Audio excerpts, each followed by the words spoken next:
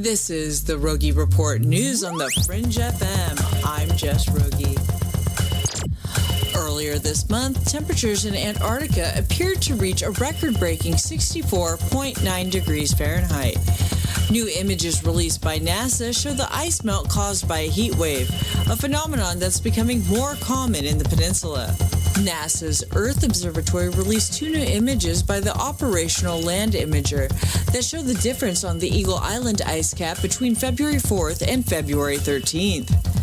The before and after images show a decrease in ice and snow along the northern tip of the Antarctic Peninsula. In a later shot, a large portion of the ground is visible, as are bright blue melted ponds in the center of the island. Eagle Island is only about 25 miles from Argentina's Esperanza research base.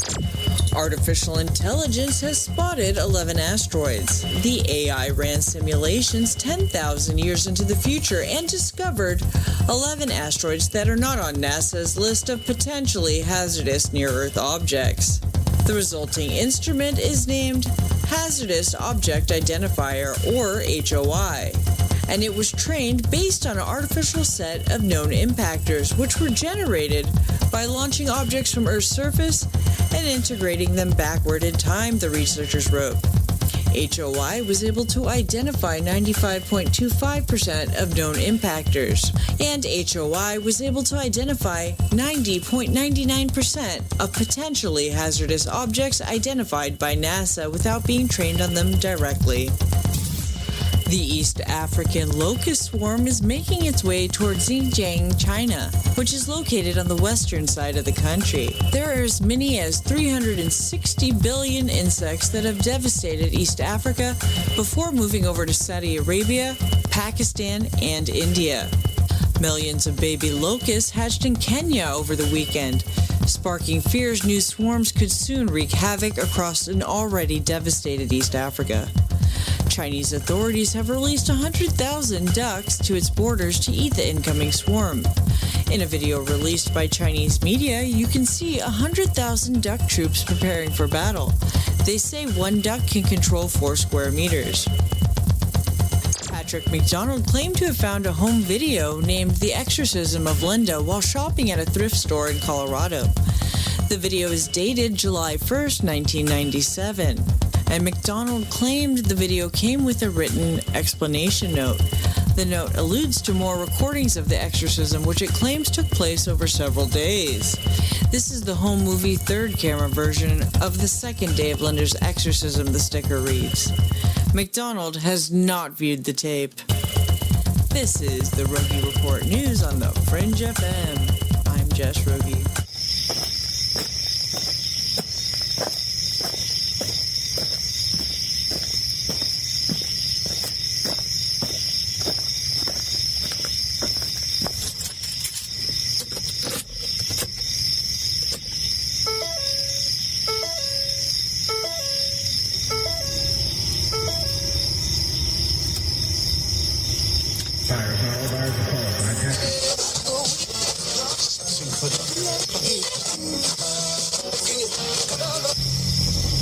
Message is being broadcast by the Department of Defense of the Republic. At 2 a.m. Eastern Standard Time, multiple unidentified objects were confirmed to have entered Earth's atmosphere. Discovery Houston, 20 seconds to LOS speed ready.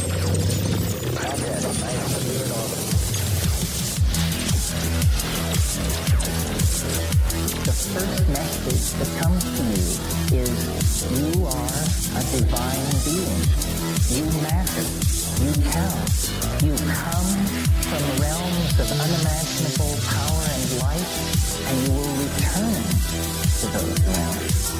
The vast stretches of the unknown and the unanswered and the unfinished still far outstrip our collective comprehension. 5, 4, 3, 2, 1. Broadcasting from Forest Tower Studios, all the way from the Deep South. Now, here is your host, Joe Root. Broadcasting from a shack on a hill in the mossy creek bottoms of Cane Creek, Arkansas. This is Lighting the Void, and I am your host, Joe Root. Welcome, everyone. It's Wednesday night, February the 26th, on into the 27th. Tonight, we welcome back the one and only Geraldine Orozco is back with us on the broadcast, and we're going to be discussing DNA reprogramming, activation, and probably, with Geraldine here, surely we need to talk about a little more overcoming the shadow stuff. So I want you guys to check out the website for reference tonight. That's going to be Bay Area Meditation. That's going to be the website for reference tonight. Also, just search Geraldine Orozco on YouTube. We'll also drop the links in the chat room. If you want to get into the chat room, that is thefringe.fm/chat room. You can also go to thefringe.fm and click on the chat link, and it should take you there as well. Just everybody be nice, be kind and friendly in there. It's fun. It's where all the cool people hang out. I want to give a shout out to our sponsors real quick. Metaphorical Archaeology. Obviously, Barbara Charlton's doing good stuff. 214-995-3754. That's the number you would call if you've had a paranormal experience that's caused you trauma or some type of post-traumatic stress. She's doing really good things over there. Also, ancientlifeoil.com and getthetea.com. Please, if you want to get some night vision stuff, I'm stoked about this too, by the way. Some of the telescopes they have at Optics Planet, it's great. Thefringe.fm/optics. That's where you go for that too. And you can also head over to ufoseekers.com, backed and supported by the Fringe FM, at UFO Seekers on Twitter, and youtube.com/UFO Seekers is where you go watch all the new stuff. Now, it's been a minute since Geraldine is on here, but I want to say real quick, too, for all of the podcast listeners out there, I don't know if you know this, but we just we shifted a lot of the archives over to SoundCloud. So most of our hosts, including myself, have archives everywhere. Spotify, pretty much every podcast player there is. You can't do this without being in the podcast market, but we do have a SoundCloud account over there now. So if you enjoy SoundCloud more, it took a minute, but me and a couple other people, Danielle, we took some time and, kind of separated all the playlists and stuff. So a lot of most of the archives is what I'm saying is over at SoundCloud. So go check that out if you like SoundCloud. Now, Geraldine is with us, and she's a certified holistic stress management and meditation instructor, intuitive pranic and quantum energy healer, Qi-Gong instructor, writer, YouTuber, radio host, and international speaker with over 14 years experience in the holistic arts. And her psychic abilities were activated after a life-changing contact experience in 2013 after she sold her business, quit a career, and dedicated her life to her service. She started developing advanced abilities to see the energetic and multidimensional body in details, which allows Geraldine to facilitate a powerful, deep, and more connected guidance of each person that she works with. And through DNA reprogramming, she assists in the integration of fragments within the multidimensional body by opening a direct connection to source. It is a deep healing that focuses on accessing and healing the root cause of trauma, pain, and suffering, and blockages that do not allow you to access your highest expression. And by God, that's what we're all about here, is trying to tap into the human potential and get to your highest expression. Again, Bay Area Meditation is a website for reference. Geraldine, it's good to have you back on the broadcast. It's been a minute. It's really good to have you. Hi, Joe. Thank you so much for having me on your show. It's an honor to be here. Yeah, it's definitely an honor to have you because, a lot of us have kind of watched you come on the scene and grow. And I kind of remember, when you first came out and told your story, I thought how brave that was. And now look at you. You're really helping a lot of people now. So you're doing good stuff out there. We really appreciate what you're doing. Thank you so much, Joe. It's been an incredible last 3 years. We've been in overdrive. Things have just developed so quickly, and it's been so great coming into this community, the healing, the spiritual community, and also, the community of UFO and extraterrestrial contact fields where we are doing research and trying to understand better contact experiences too. So it's just been an incredible and really wonderful journey for me. So thanks for that. Yeah, no problem. No problem at all. And this kind of goes perfect with what we were talking about last night, because I'm kind of interested in this whole DNA reactivation or activation type thing. You hear people say 2020, it's the year of the upgrade. And I feel like a lot of people are going through a lot of hard, intense stuff. They have, I mean, since October, really, if I look at it astrologically. And do you feel the same way, though? Do you feel like this time is pretty intense, or are you used to just kind of seeing this throughout your career? No, to be honest, I mean, if you take a look at my life itself, I mean, I feel like my life has transformed incredibly. And I mean, it's happened through my own personal process of evolution and transformation, clearing and deprogramming of my own self over the years. But it's literally just rocketed since 2016, 17, everything. I mean, my life has changed completely. And I know that that's true for a lot of people. They're being kind of called into their mission, if you will, or coming into alignment with what they're really supposed to be doing. And a lot of people are changing. They're changing their choice of careers that they're in into something that's more of service, into something that's more productive, more in alignment and congruent with their core beliefs, which is really great. It's great that we're seeing that in all around us. And I think it's a part of the evolution, a natural evolution of this entire universe, the movement of this matrix multiverse that we live in. Yeah, it is. I've seen it. I see it too. But you know what? To be honest with you, in my experience, some of the changes that I've had to go through, Geraldine, have been like, it's almost like I'm being forced to go through it. I don't know, like I was asking you earlier, if it's this time or this, I don't know, maybe it's time a lot of us do that, but it's not easy, right? People say, oh, well, spiritual ascension is like super easy. Oh, it's not easy all the time. It gets challenging sometimes, You're absolutely right. I mean, and it really is a process. I mean, and that's something I'm really glad that you brought that up, because every time people always think that ascension and spirituality and that evolution is so like love and light and sweet and wonderful. But in reality, the real transformation, sometimes it gets really deep, sometimes really dark. We have to really look at our darkness, and that stuff really comes up. So it's hard to address that in a way where sometimes we feel without feeling completely vulnerable or like your entire paradigm is falling apart. And you're right about this particular time, that it's really highlighting our healing. I think that astrologically and how the universe is moving because of this evolution that's happening collectively for the planet, all of us are shifting. When, as a matter of fact, the center of the galaxy, we have a sun, and the sun, it functions like this antenna that is constantly providing these frequencies of information that affect all living beings in the planetary, in the galaxy.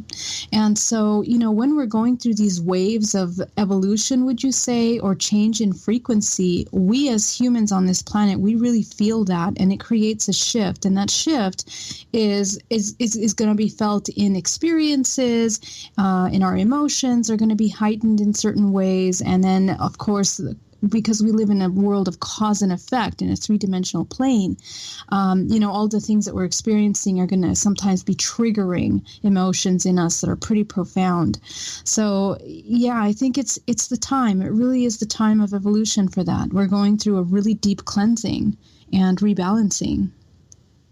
What's the biggest thing holding us back? Is it fear? I think that's what it has been for me, like fear of the unknown kind of thing. I know I got to take this big step, but I'm kind of attached to my previous life and some of the comfortable things about it.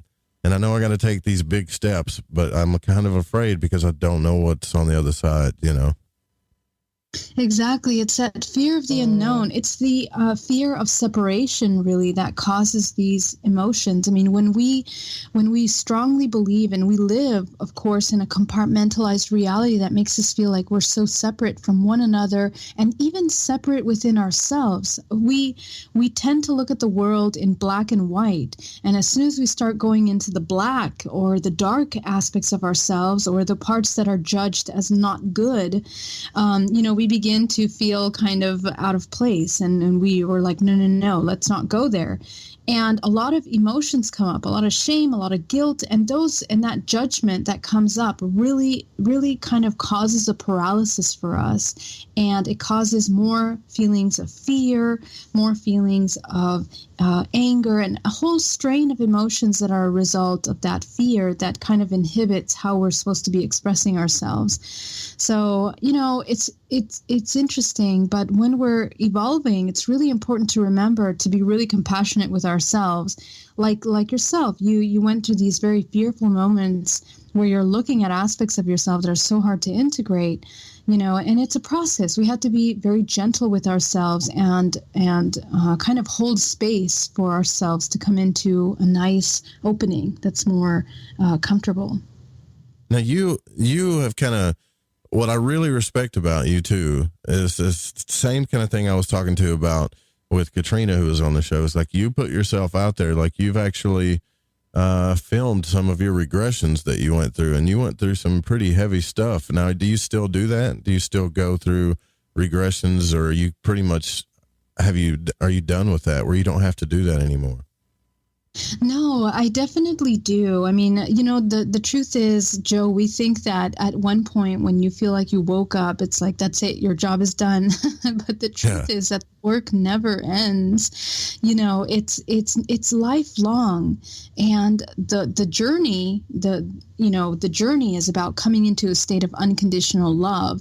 But I mean, even when you come into this awakening, this opening, you receive all these massive downloads of the world, of the history of our current state. Even after you go through that, you're still going to have to come back into everyday life. And that's what that's what these experiences in life are for. They're in order to continue clearing up all of that garbage that's within us. I mean, something that's so magical about the human body is that we have a holographic storage system, and it's within every molecule of our body. It's in our DNA.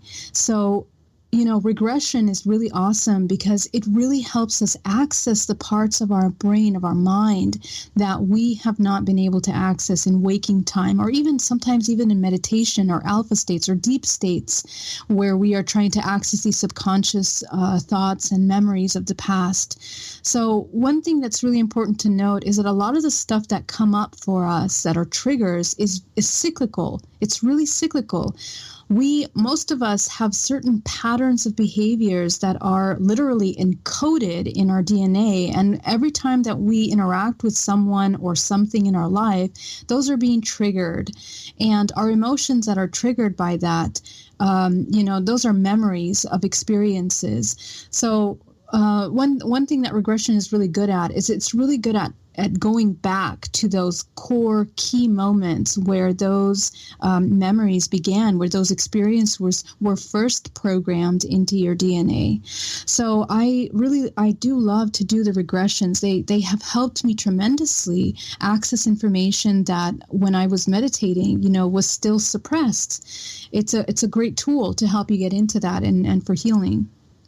Now, I know that you talked about this before, but I mean, our audience is kind of like doubled since the last time you were on here. So I kind of want to just take one step back and if you don't mind, I'm sure you've told the brief story of kind of what happened to you, your experience that happened to you in 2013. If you don't mind telling us that again for our new listeners. Oh, absolutely. It's really important to share these stories. And one of the things that I'm very focused on doing is talking about contact experience, interdimensional contact. And in 2013, I had a life-changing experience. Now, you got to understand that before this happened to me in 2013, me and the word aliens, I mean, we weren't friends and we weren't acquainted. I didn't even consider that as a possibility in my reality. And when this happened to me, it was in October. I just woke up one night and to a really, really bright light in my room. And I looked down at my phone and it's 3:33 a.m. And I thought that was pretty cool. I had never seen those sequential numbers up until that moment. And as I get out of bed, I go to my window because I'm thinking, what is this light? Like, is someone outside my house? Is someone shining a massive light at my window? And as I look outside, my body becomes paralyzed and I'm being pulled out of my window in front of these 6 beings, these tall beings that are coming out of a magnificently bright light that is it's burning my eyes. I can't even open them. And basically, I'm brought into a craft with them. They remove my emotions from me, and they move holographically the space inside the craft, showing me different kinds of information out of a holographic prism that they kind of move around and show in the middle of a room. Wow. Where there are a couple of these grays. They are grays. They have these, massive eyes. So, of course, I see them in detail. This is absolutely conscious. I'm not sleeping. I'm not meditating. This is completely aware. And as they go through this information, they introduce me to children that they say are mine. They introduce me to these beautiful little kids. They show me 8 lights, and the 8 lights kind of manifest in front of me as these children. And when I meet them, at first, I'm shocked because they're beautiful, but they're not human. You can tell that they're not human. They're mixed. They are hybrid children that have other kinds of genetics that are probably, one is reptilian, one is mixed with some gray type of being, just completely different, even their skin color.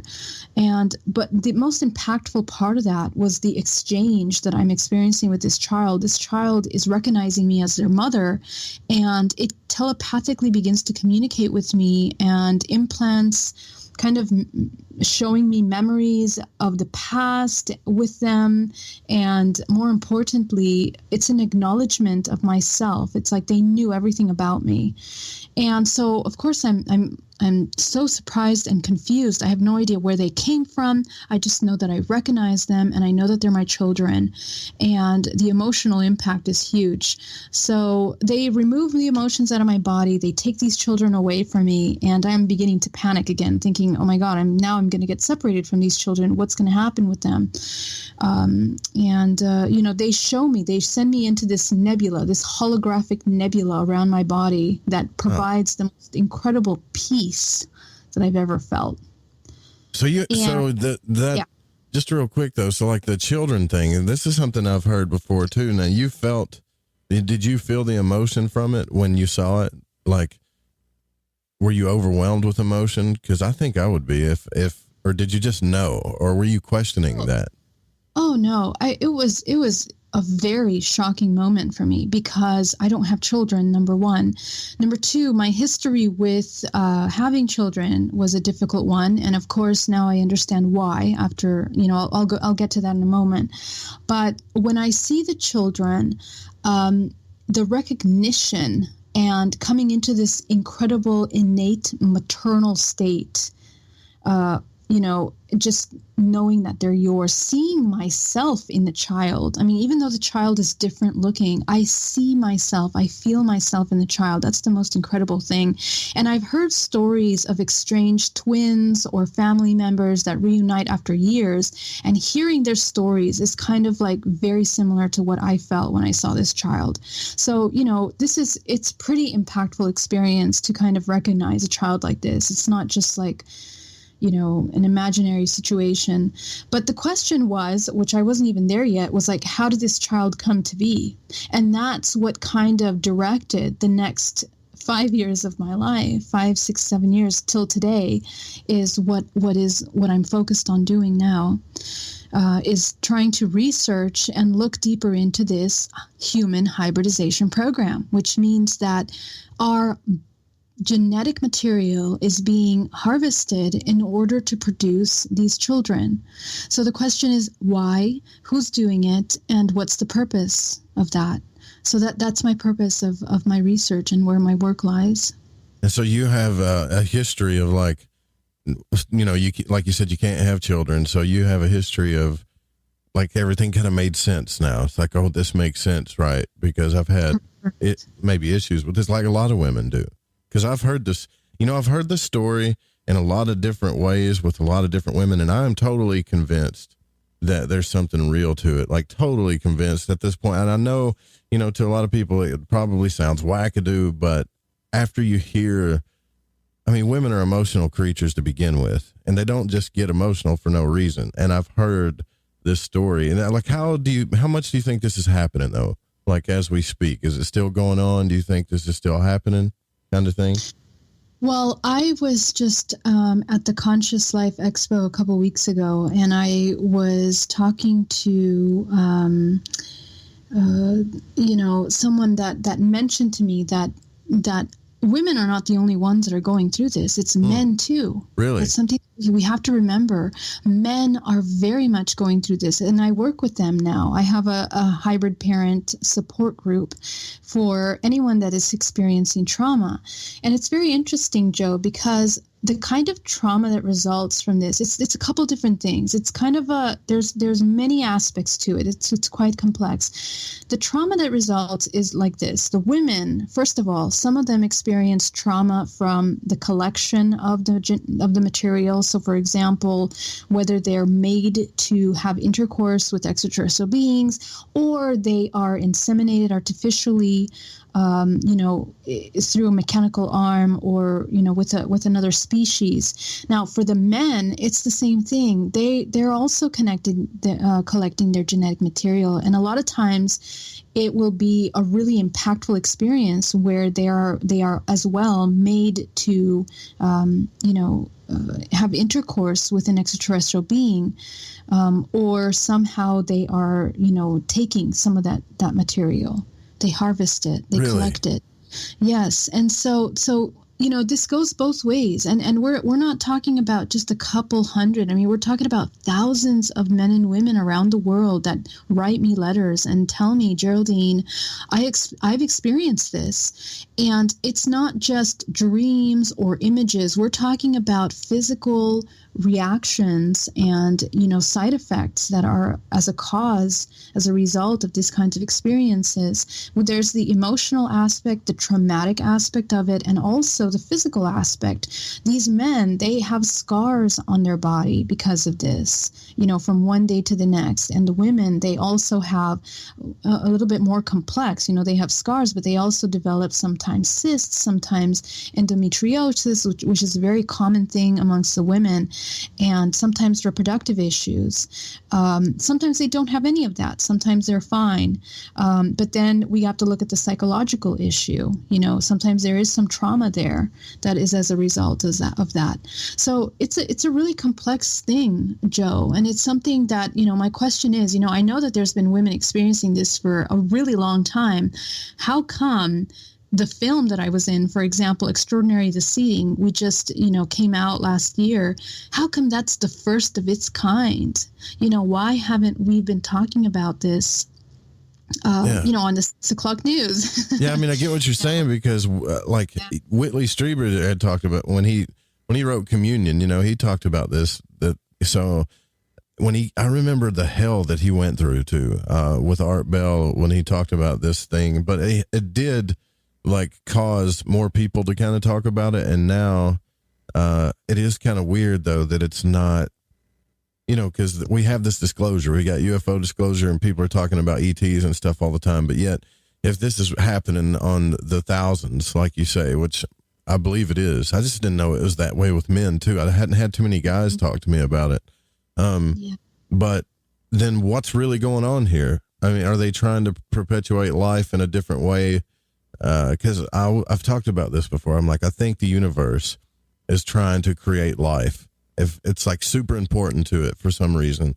And I don't necessarily think it's a bad thing, but it is kind of strange. How are we supposed to look at this? Are we supposed to look at this as hey, Geraldine, your privacy was invaded. This stuff happened at no choice by you, or did it? You know what I mean? Right. And this is exactly where, we want to ask the questions, we want to understand. And the more that we hear other experiencers' stories, we understand a little bit better.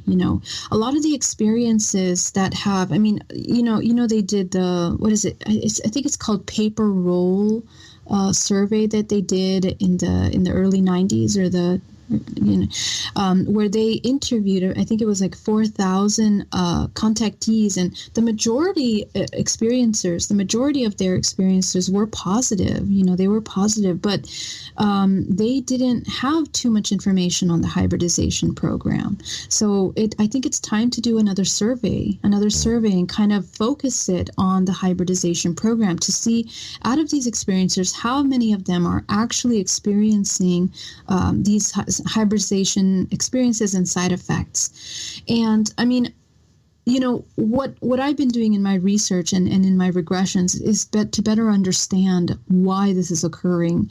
And I mean, based on my research, I mean, I was giving all kinds of information based on the origin, life seeding on this planet. And we don't need to look too far to begin to answer these questions, Joe. Right. Because if we just look at how our human bodies work, this human body is a multidimensional body that is, like I said, it's a massive storage system of information that we have not even barely scratched the surface of beginning to understand. I got to take a break here. I went over by accident here, but I want to pick back up on this, exactly what you're talking about with the multidimensional body. Geraldine Orozco is our guest tonight. Bay Area Meditation is the website for reference. Also, youtube.com/Geraldine Orozco. Stay with us. We'll be right back.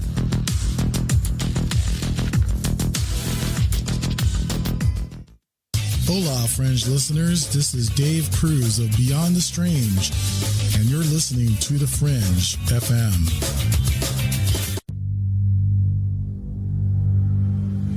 From a cave in the depths of your mind, it's Lighting the Void with Joe Roop.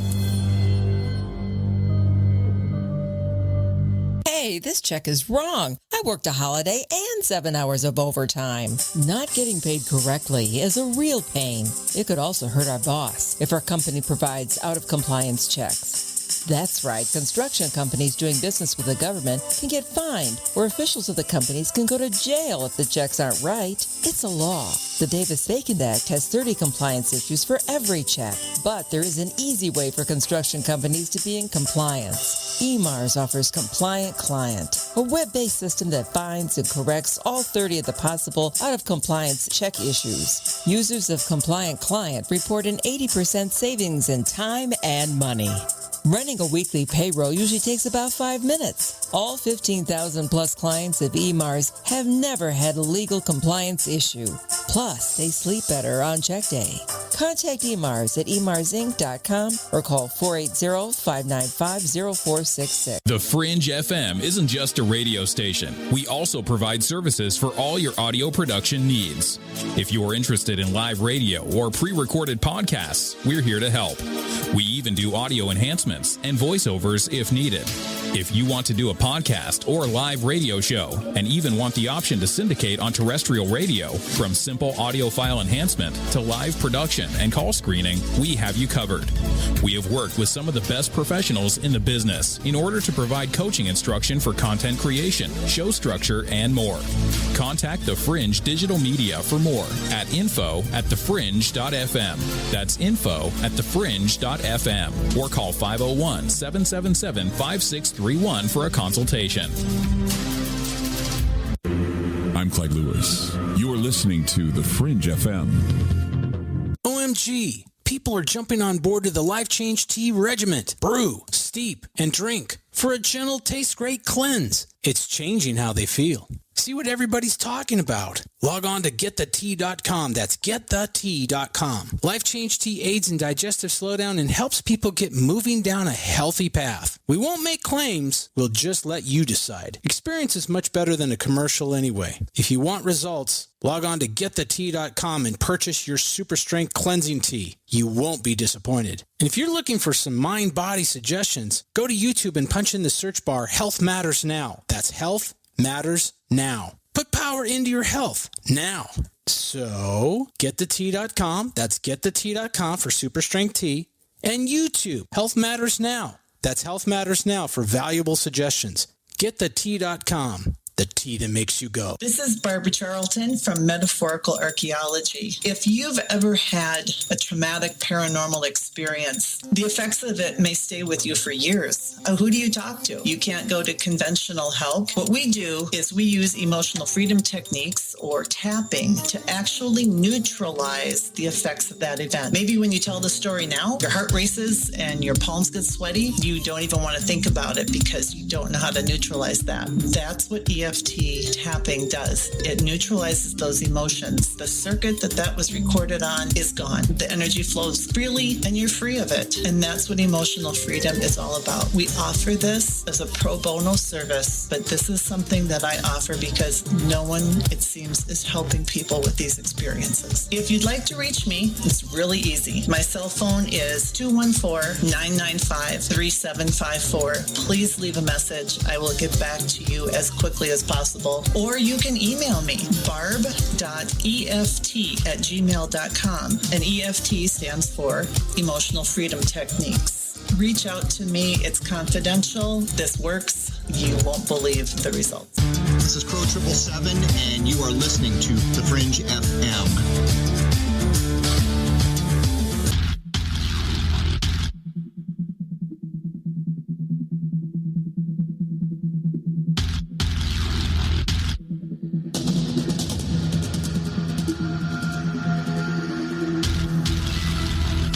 You're listening to Lighting the Void.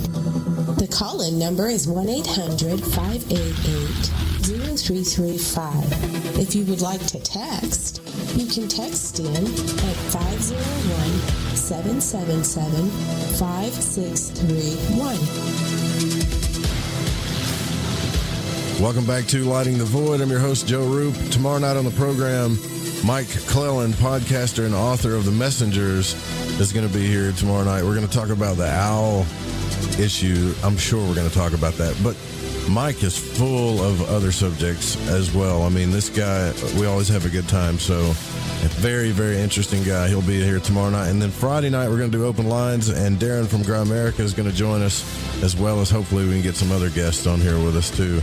But tonight, Geraldine Orozco is here with us from BayAreaMeditation.com. And before the break, we were discussing your regression and what happened, the human hybridization program. And you had mentioned, you had kind of brought up multidimensional bodies. And this is something that I wanted to talk to you about a little bit, because we brought this up yesterday, or was it the day before yesterday, where we have these dreams of, or we think they're dreams, right? But I can specifically remember, especially as a child or growing up, where I don't know if it was an entity or a human being or whatever it was, would kind of come and take your energy, kind of astrally, do things to you. And you think it's just a dream, but is it really a dream? I mean, is that part of what's going on, you think? Yeah, that's a great example, to kind of go off of, to kind of explore our multidimensionality. I mean, all of these anomalous things that we experience in life are a good way to kind of dive into this question.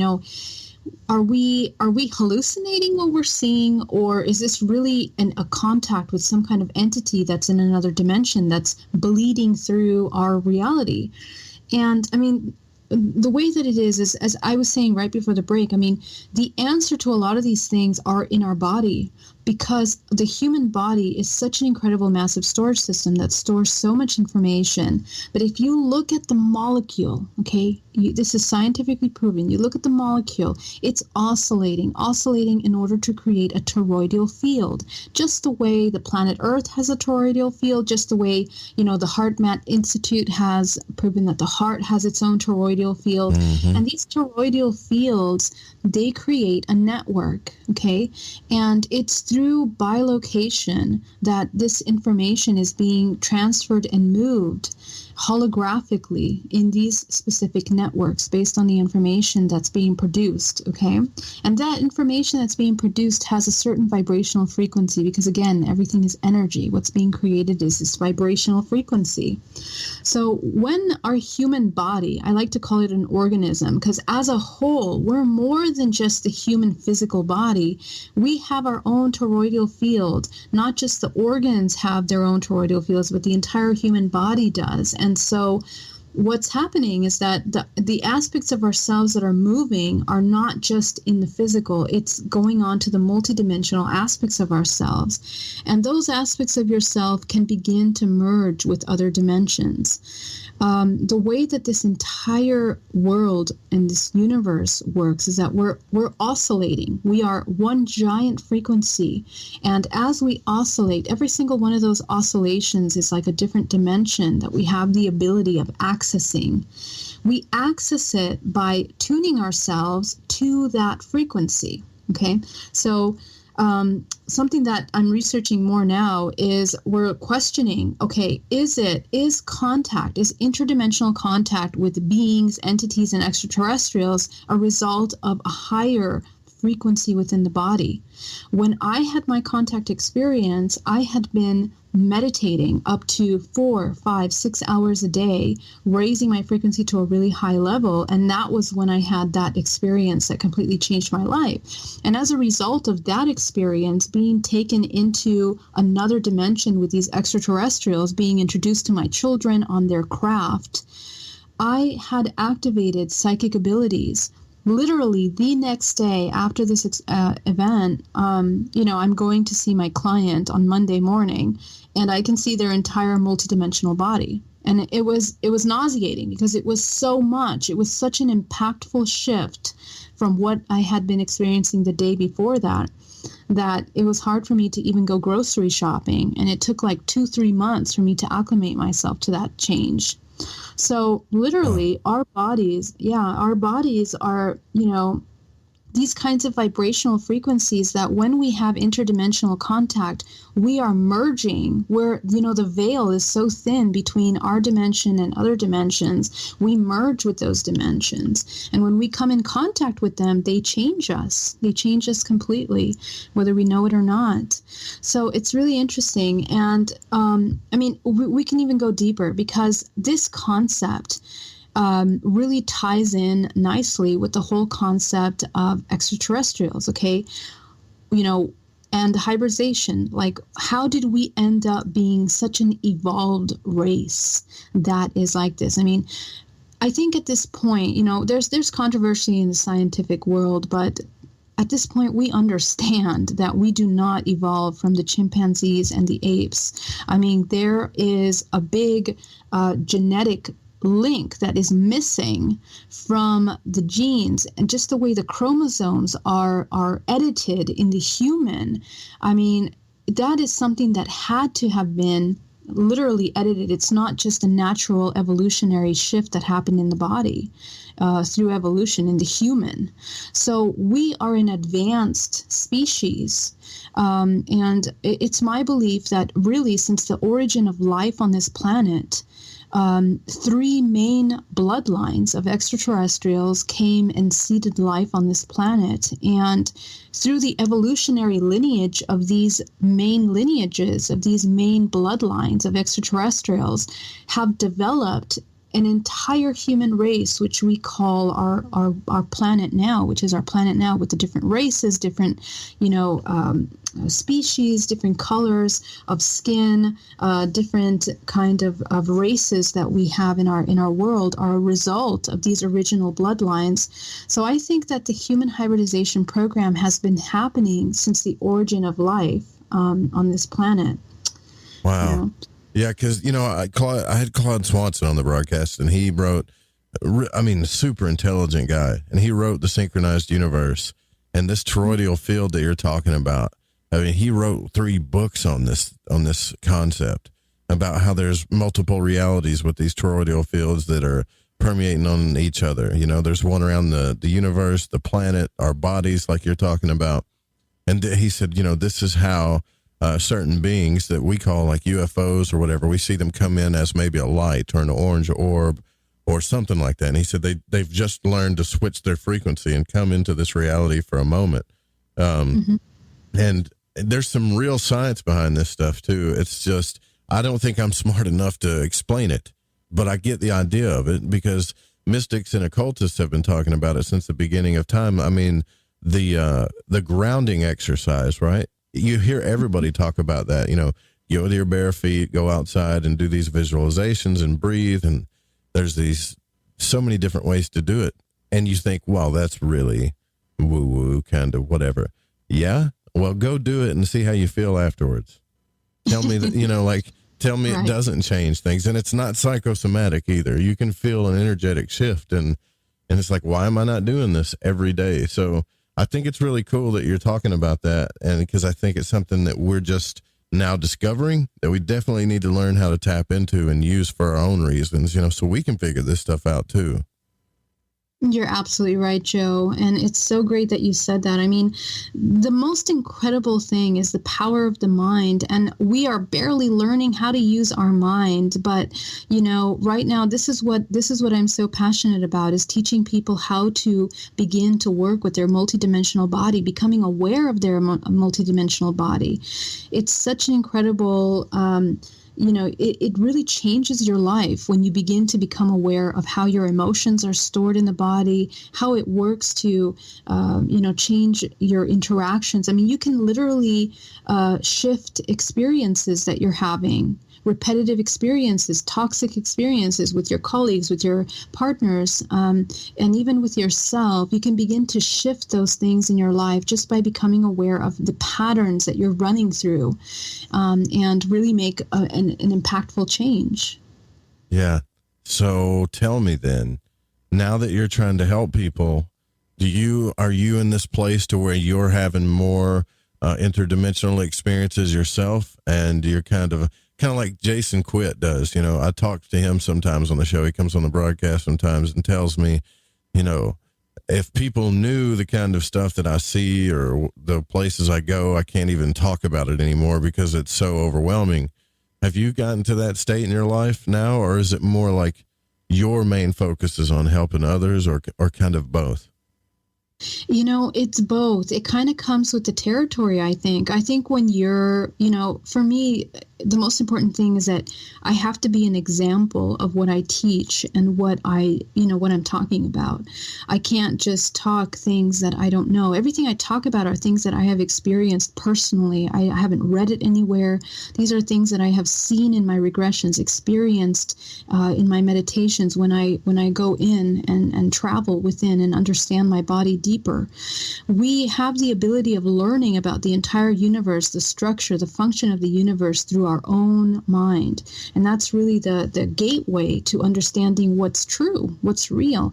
So, these experiences, yes, they have happened. I mean, when I have my regressions, for example, it allows me to really access really deep. It's almost as if I tap into the Akashic records, and I'm looking at the structure of the universe. I mean, a couple of my regressions, I'm actually looking at going beyond the organism of this multiverse to look at what is beyond that. And that, when we reach those levels, it is so difficult to put it into words, much less comprehend, because, our human mind, we're so used to this, our world. We abide by the laws of our physics, by the laws of our maths, of our science, and these concepts go way beyond that. They go way beyond that, but it's available to us. It's within us. So the invitation is really, sit down and meditate and do the work and get to know who you are, because all of the answers are within us. So my experiences have been very different. They have been extraterrestrial, interdimensional. I mean, I've even experienced some terrestrial programs as well, which has been interesting. Really? Some terrestrial programs? Like, what do you mean? Well, we're talking about like military experiments as well. Really? Yeah, and so those have been completely different, but very informative at the same time. Now, when you say you've experienced, is something like you've experienced directly, or are you having people report this stuff to you? No, I've experienced it myself. Yeah. Yeah. So kind of help me with this here, because I'm really into this. So you think, I feel like first, before I get into this, like Robert Monroe was talking about this when he was having these out of body experiences where he actually tried to talk to the president. You know what I mean? He thought, hey, if I can get out of body and do this stuff, why don't I just go talk to the president? And then he found out that, like, people were guarding him. And and he wrote in his book, he said, well, people are guarding him in the astral realm. How does the government know about this? Kind of thing. Then they have the third eye spies where they show him working with the government. So yeah, I'm pretty curious about this stuff.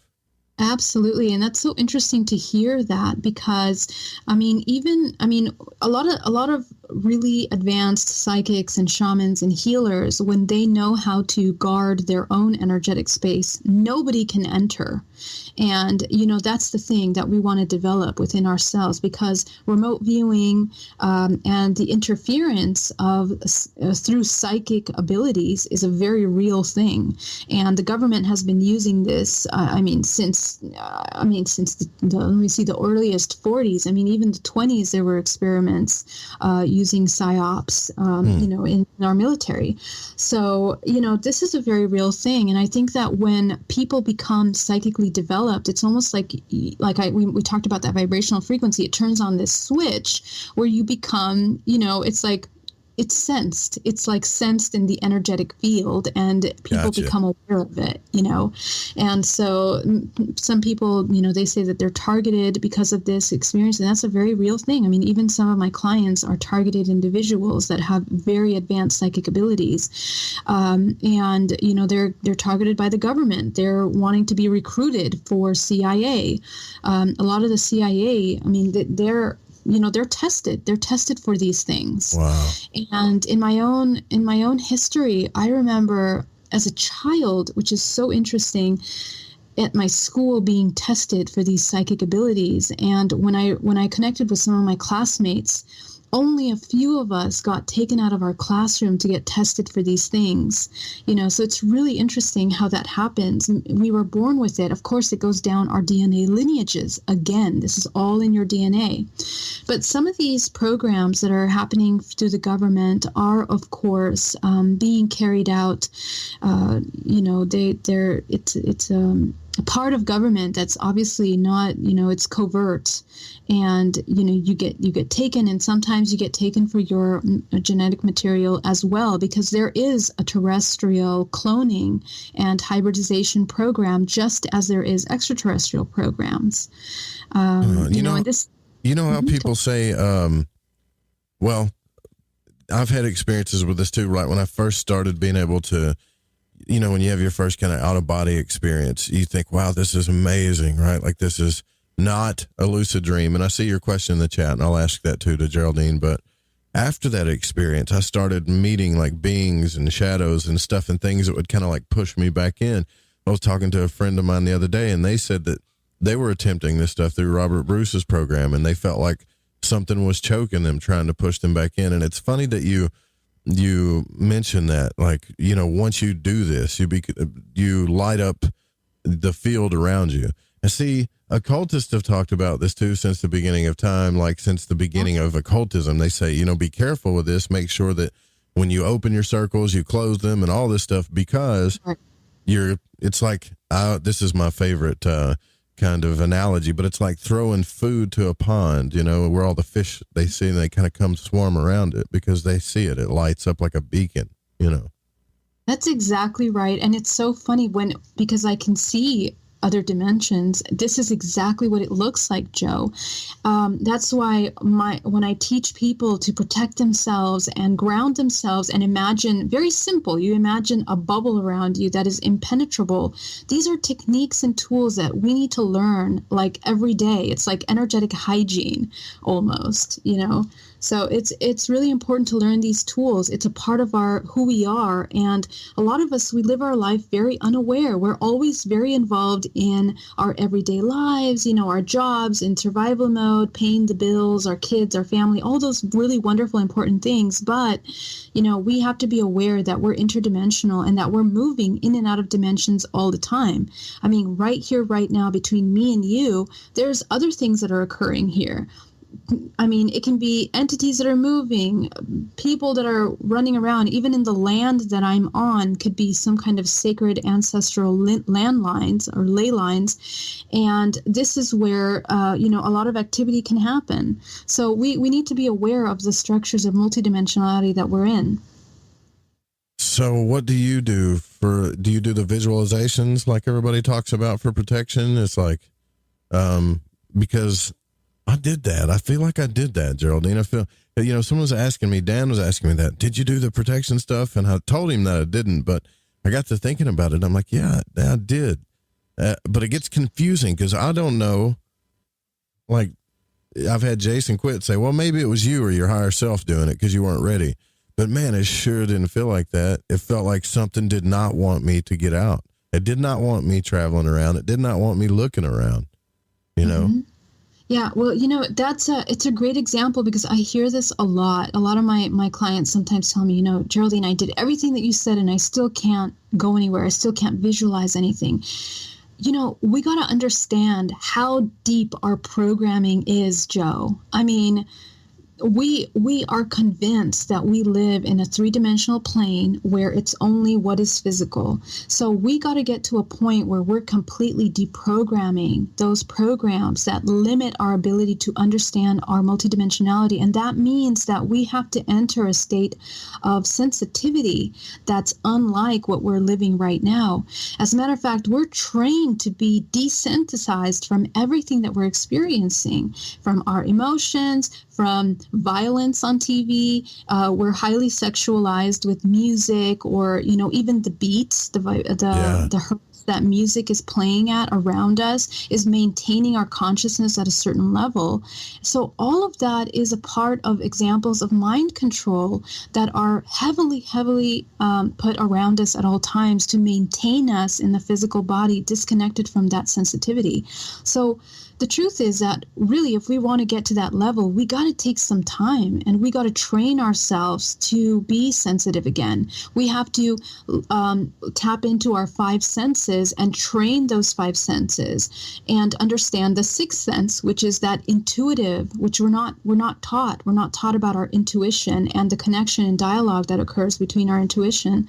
So that's got to be trained. And our protection, if the belief system, anywhere in your belief system, there is a little bit of doubt or a little bit of fear, a program, because what makes our reality, what projects into the reality, what we're experiencing is actually the subconscious mind. And so all of the belief systems that we have been, developing from the womb up until the age of 7 is what's creating the programs in the subconscious mind. And so that's actually what's running in the background. We got to go back and work on those. We got to deprogram those programs so that we can begin to understand what's true. And what is truth is what I say is what is whole, what is complete. That's what healing is about. Healing is coming into that whole self. And we become whole by rebalancing the imbalanced perceptions and the wrong concepts that we've experienced in our life. Yeah, I totally agree. Very well said. We're at the top of the hour here. We're with Geraldine Orozco. If you want to ask some questions, you can go to the chat. I will get to your questions, especially the one about the lucid dreaming. That's a good one, Barney. Also, you can call in, too, at 1-800-588-0335. We'll be right back.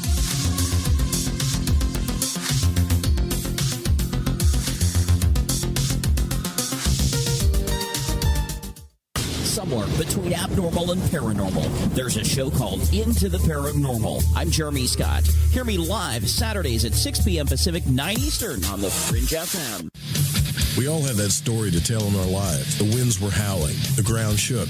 You could hear rushing water. And then history repeats itself. When there's no power, refrigeration fails. Stores with their shelves strip bare. ATMs can't operate. Deliveries stop. Then what? These events can last days or weeks. You need a plan. In statements made during recent interviews, FEMA Administrator Brock Long has repeatedly urged all Americans to understand 3 truths. FEMA is broke. The system is broken. If this is the new normal, Americans can't rely on federal cavalry when disaster strikes. Don't get caught out in the elements empty-handed. Prepare with us by going to preparewiththefringe.com and get your 2-week food supply. 92 servings, 8 food varieties with 25-year shelf life. Normally $137, now only $75. Or get a month's supply, normally $247, now only $147, shipped in 1 business day. Just go to preparewiththefringe.com or call 888-440-7931. That's 888-440-7931. Get this great offer and be prepared while it lasts. Alex X. Hi, I'm Alex Sexton, and you're listening to The Fringe FM. Are you intrigued by Paranormal Talk Radio? You'll love the new Paranormal Radio app from TalkStream Live. You'll find a great selection of talk shows covering UFOs, ghosts, strange phenomena, and much more. Download the Paranormal Radio app now and start listening to the very best in paranormal talk entertainment, including the network you're listening to right now, the Paranormal Radio app. Free in Google Play and the iOS App Store. Ew, yuck. They're unhealthy and gross. Bugs, I hate bugs. We keep a clean home, but occasionally bugs show up. Well, I found something that is tougher than bugs. Orange Guard. From contact, it kills bugs. Plus, Orange Guard kills hidden bugs and keeps new bugs away for weeks. I know. I use Orange Guard. Plus, all of the ingredients of Orange Guard are on the FDA generally regarded as safe list. Orange Guard may be used around food, humans, and pets. It promotes a healthier planet, and here's a bonus. Orange Guard cleans where it's sprayed. Plus, it comes with a 30-day money-back guarantee. Orange Guard. You can get Orange Guard at Ace Hardware. And listen, folks, Orange Guard is tougher than bugs, and it's safe to use. Go to orangeguard.com. That's orangeguard.com. Introducing Shadow Light Tarot from Waking Canvas. The Fringe FM's new contributing artist, Eric Tisi. This hand-illustrated black and white self-published deck serves as a reinvention of the tarot, never before witnessed. Each of the several suits of this 88-card deck lineup form an infinite panoramic scene. Even the included visual companion guidebook is entirely hand-illustrated, cover to cover, with beautiful visuals and esoteric symbols and artwork. The newly released deck comes in a custom magnetic box with its own travel pouch. The Shadow Light Tarot Premium Deck and its travel-sized mini deck Wonderlight Tarot are both available now from wakingcanvas.com. If you use the code word FRINGE, that's F-R-I-N-G-E at checkout, you'll receive an extra 10% off your entire order. To discover more, including a free reading and time lapses of all the illustrated artwork, make your way over to wakingcanvas.com today. That's wakingcanvas.com. Hi, this is Chronox from Belgium, and you're listening to Lighting the Void with Joe Roop.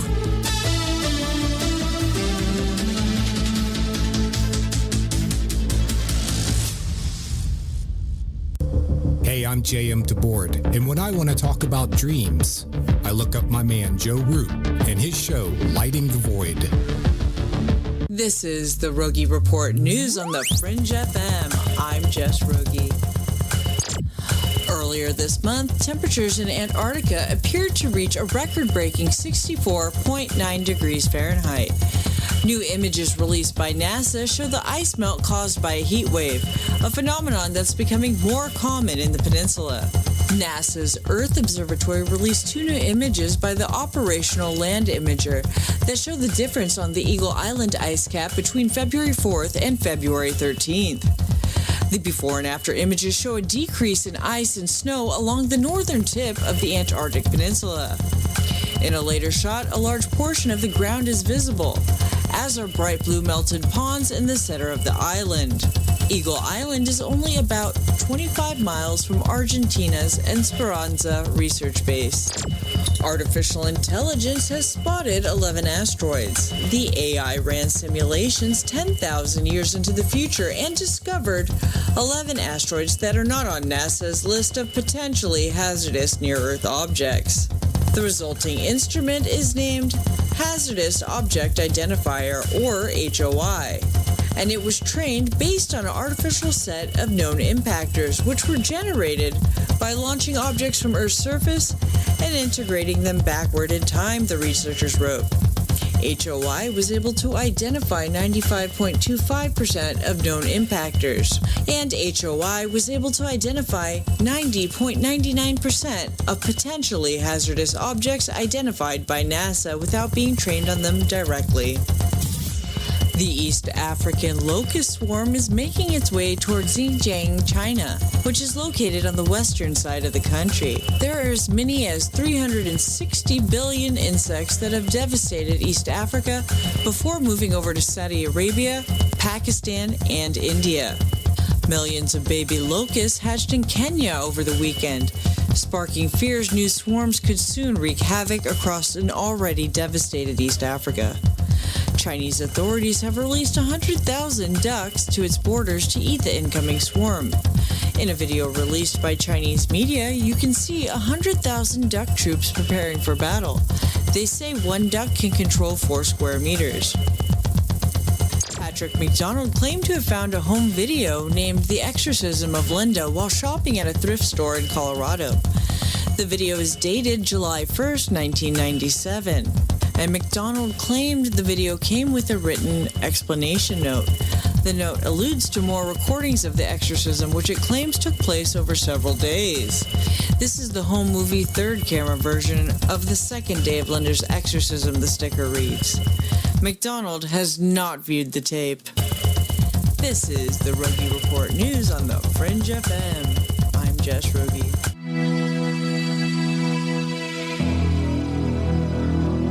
To call Joe, pick up the phone, dial 1-800-588-0335, toll free from the United States or Canada. You're listening to Lighting the Void Radio. Well, I got to say, it's really good to talk to Geraldine again, because this is like, this is a super deep conversation. It's right where we need to go. You can check out the website too, is bayareameditation.com. Also on YouTube, which is youtube.com/Geraldine Orozco. And your website's fantastic, by the way, because you've got, like, Geraldine, like, the best ways to contact you there. So you're also on Facebook too, right? Is it Bay Area Meditation on Facebook? Yeah, thanks so much, Joe. You can reach me on Facebook at Bay Area Meditation or Geraldine Orozco as well on Facebook, Instagram, and YouTube. Mm-hmm. Fantastic. I got a question in the chat room because we were talking previously before the break about the toroidal fields, multidimensional bodies, the astral realm, how we kind of light this thing up, the military that's been involved with it, the government. There's a question here from Barney who's asking, well, what about lucid dreaming? Like, when we become lucid, is that the same thing, or is it kind of different? Or I think it's just a different level of consciousness from what I understand, but I'm curious to what you think. Yeah, absolutely. As a matter of fact, I'm really, really adamant about telling people to train and practice lucid dreaming. It is so important, Joe. And really, the level of awareness that we want to reach is like this. Your practice throughout your day, from the morning you wake up to the moment you go to sleep, it should be one of awareness, where you are aware of every emotion that you're feeling, of every interaction, and why you are interacting in that way. We have to be, we know that famous book, The Power of Now by Eckhart Tolle, who talks about being in the present moment, but this has more implications than just being aware of your emotions and your, how you're interacting with things. When we begin to train becoming aware in our waking time, we begin to activate other parts of the subconscious mind as well, so that when we're in dream time, we can also activate that awareness. And that awareness is incredibly important. I really go deep into this topic because what's incredible about the human is that the structure of their soul, the way that their soul connects with the physical body, is like this. So we live in a multiverse where, let's say, the soul is a fractal of infinite consciousness. And that fractal of infinite consciousness has to go in through the many dimensions, and then it reaches the third dimensional plane, which is the one that we're in here. And what happens is that soul, it has to be fragmented. So it comes into the physical body at the moment of inception. And when it comes into the body, it attaches to another network, which is your DNA, your DNA, which again is holographic. It's holographic because it stores all of this infinite consciousness that you are into this network, which is now connected to an ancestral lineage. So the human is made up of these two aspects. We have a soul that is basically like an algorithm of infinite consciousness. It is a fractal of that infinite consciousness. And how that infinite consciousness begins to organize itself when it comes into the three-dimensional plane, it fragments, just like white light shining at a prism, fragments into a rainbow. The body has that rainbow fragmentation occurring in what we know as the chakra system. And that chakra system is connected to the endocrine system. And we are constantly storing information through the skin, through the nervous system, through the organs, and depositing into the chakra system holographically. But also DNA works like that as well. And it's by something that we know as epigenetics. This is how epigenetics functions. That everything that we're eating, everything that we're feeling, everything that we're expressing, the emotions, the experiences are constantly storing and editing and rewriting the DNA over time. So why is this important? Because when we become aware of ourselves, our human structure is more than the physical. As a matter of fact, most of the work that we're doing as a soul, as this infinite consciousness, occurs when we are in dream time. Because this is when we have the ability of leaving the physical. And it's like when we are in dream time, we have the ability of moving beyond the three-dimensional plane. So we can get a lot more done if you begin to train yourself in lucid dreaming.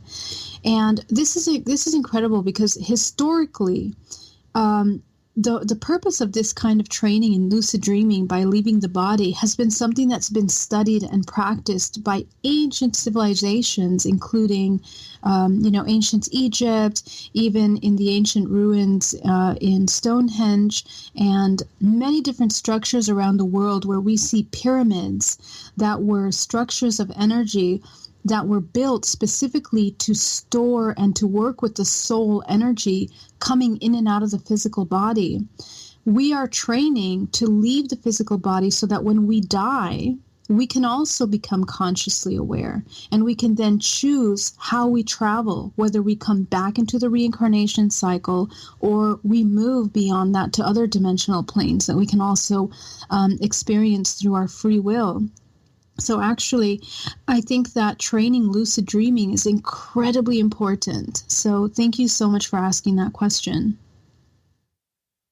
Yeah, this is something I discussed with a friend of mine, David Griffin, who's a Rosicrucian, who was talking to me about alchemy. And he said that true alchemy was not just about what Carl Jung talks about, and not just about changing physical metals into gold, but more of the real hermetic secret of alchemy. What he called hermetic alchemy was that we are here to grow this energetic body out of the kind of like the soil out of our body, to where, like what you say, he said that we get off this wheel of reincarnation and we're no longer bound to lead or physical planets or planes. And not only will we remember who we are, but we get to travel through starlight instead of being stuck in like these physical realms. It was really cool the way he explained it. Is that kind of what you're talking about? Absolutely, exactly. And he's exactly right. I mean, I talk a lot about alchemy as well because, it's the transmutation of that physical into this gold substance, which we talked about, in ancient history. We talked about the Anunnakis that were looking for that gold. Remember, they were searching. They came to the planet looking for that monatomic gold. And, some people say it's because it's actual real monatomic gold, but I think it's actually this transmutive ability and awareness of transmuting from the physical into this multidimensional aspect that has the ability of exercising its free will as this conscious organism. So yeah, that's really great. People sometimes ask me, do you believe in this stuff, Joe? Like, do you believe in this beautiful universe that you're talking about? Well, if you really believe in like as above, so below, which I can tell most of you do, when you look out into the solar system or when you look up at night and you see those stars, do you think that they're just there to create like planet systems or stars and that's all they are? That looks like an international highway, like an intergalactic highway to me, of light. And we figured it out on a macro level through like fiber optics and stuff, where we know we can send information through light. So why wouldn't it work the same way in the universe, you know? Right. I think our universe is more than meets the eye. And, you know, the truth is we're barely scratching, you know, at the very top of what we are. I mean, even our sciences are like, we're barely getting to what's, you know, how this world really functions. We're just learning how everything works. Now, can you tell me the role, since we are kind of going through this emotional thing with Pisces and astrology and stuff, what role does, and I don't want to get too mushy here, but what role does love play in all this? Is love the key ingredient? Is that really what we're missing as far as this transmutation goes? Yeah, that's actually exactly what we're talking about. And, you know, love, there's a stigma against the word love because we think of relationships, we think of partnerships, we think of these romantic concepts that love is, which we've been heavily programmed to believe that it is. But in reality, we need to relearn what love is. We need to understand the definition of what that is, because the way that I like to define love is actually not just limited to just any love, but unconditional love. Because unconditional love is the acceptance of all things around you as a part of yourself, which doesn't leave room for separation or judgment. Now, how can we understand that in a way that we can actually work with that information? First of all, the visual that I want to leave you with is one that is that prism again. When you see white light and it goes through a prism, it fragments into these rainbow colors, right? And so this fragmentation, if you can imagine, is basically all of the emotions that we experience in our everyday lives.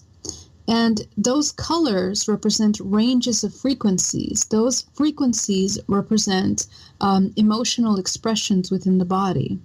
So we are moving through this spectrum of emotions every single moment, every day.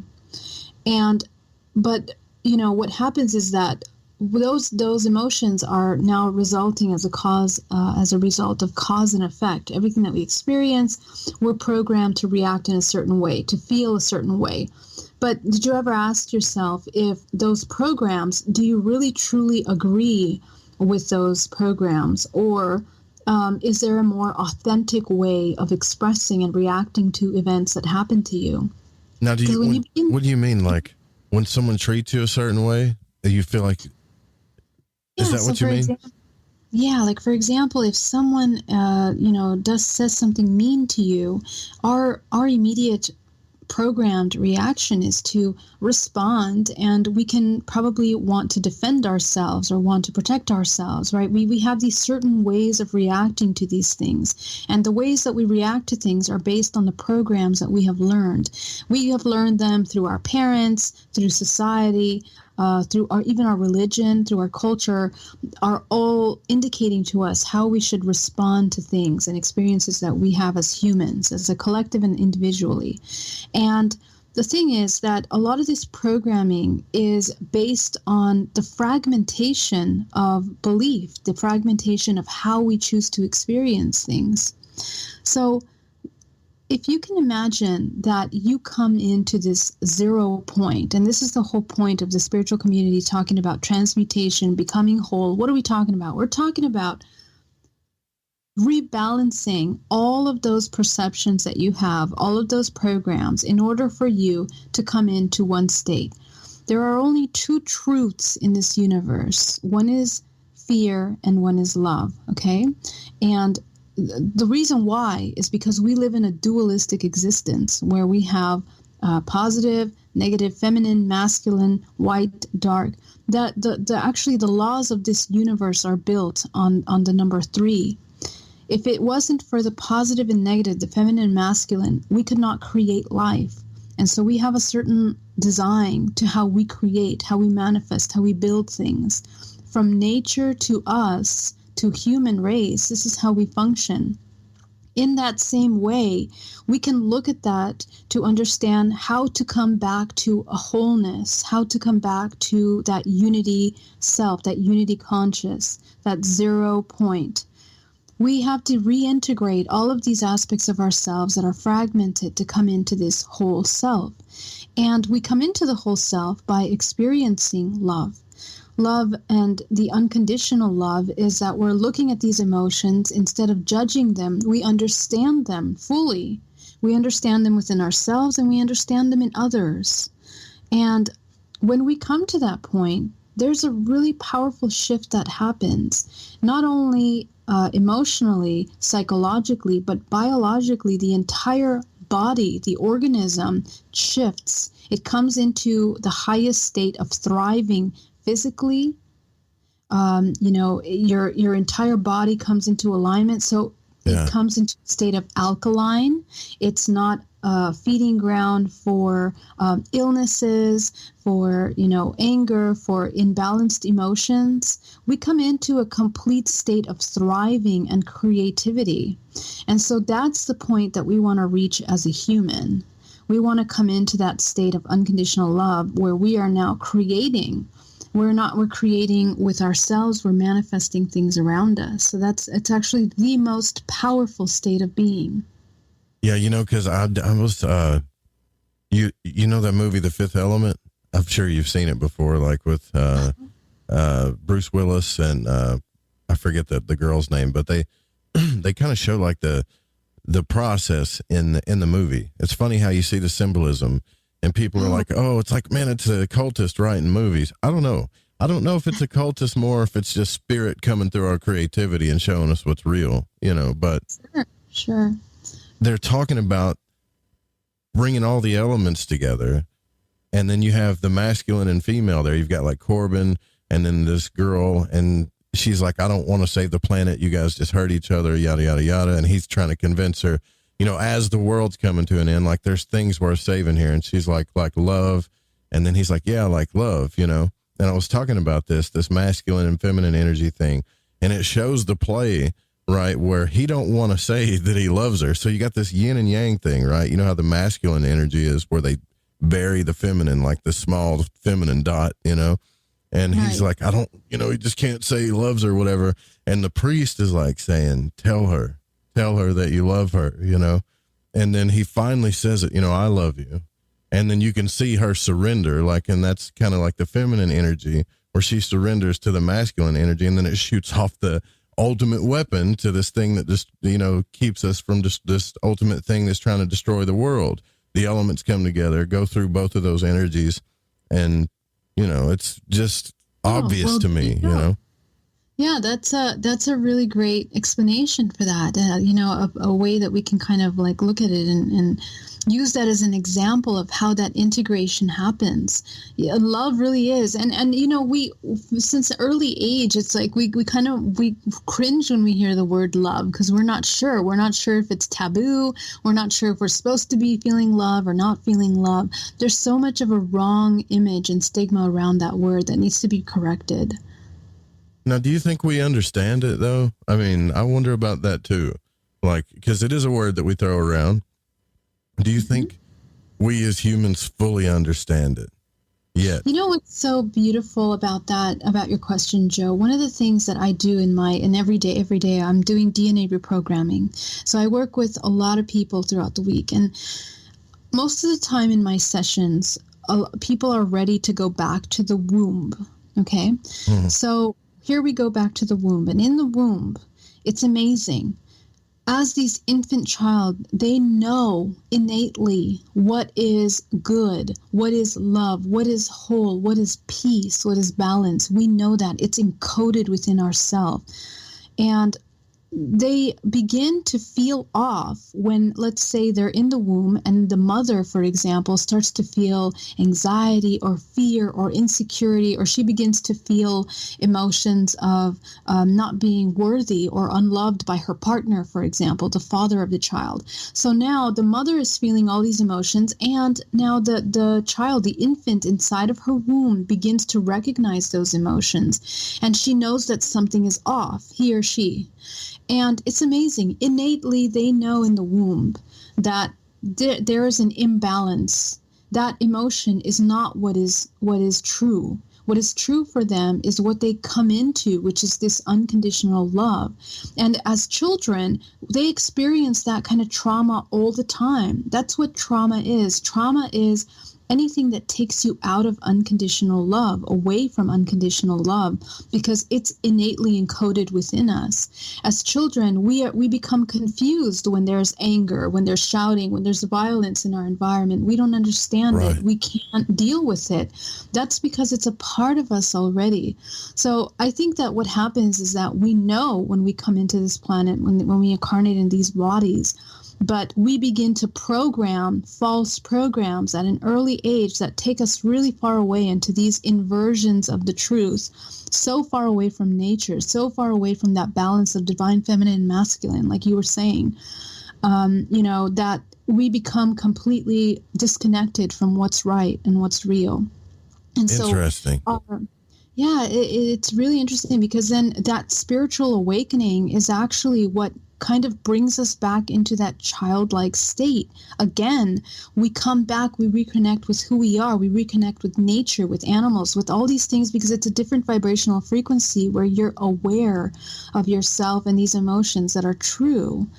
That's what we come in as. Yeah, it's kind of like, I see what you're saying. So by asking that question, do we really understand it? You can kind of see like a baby. Yeah.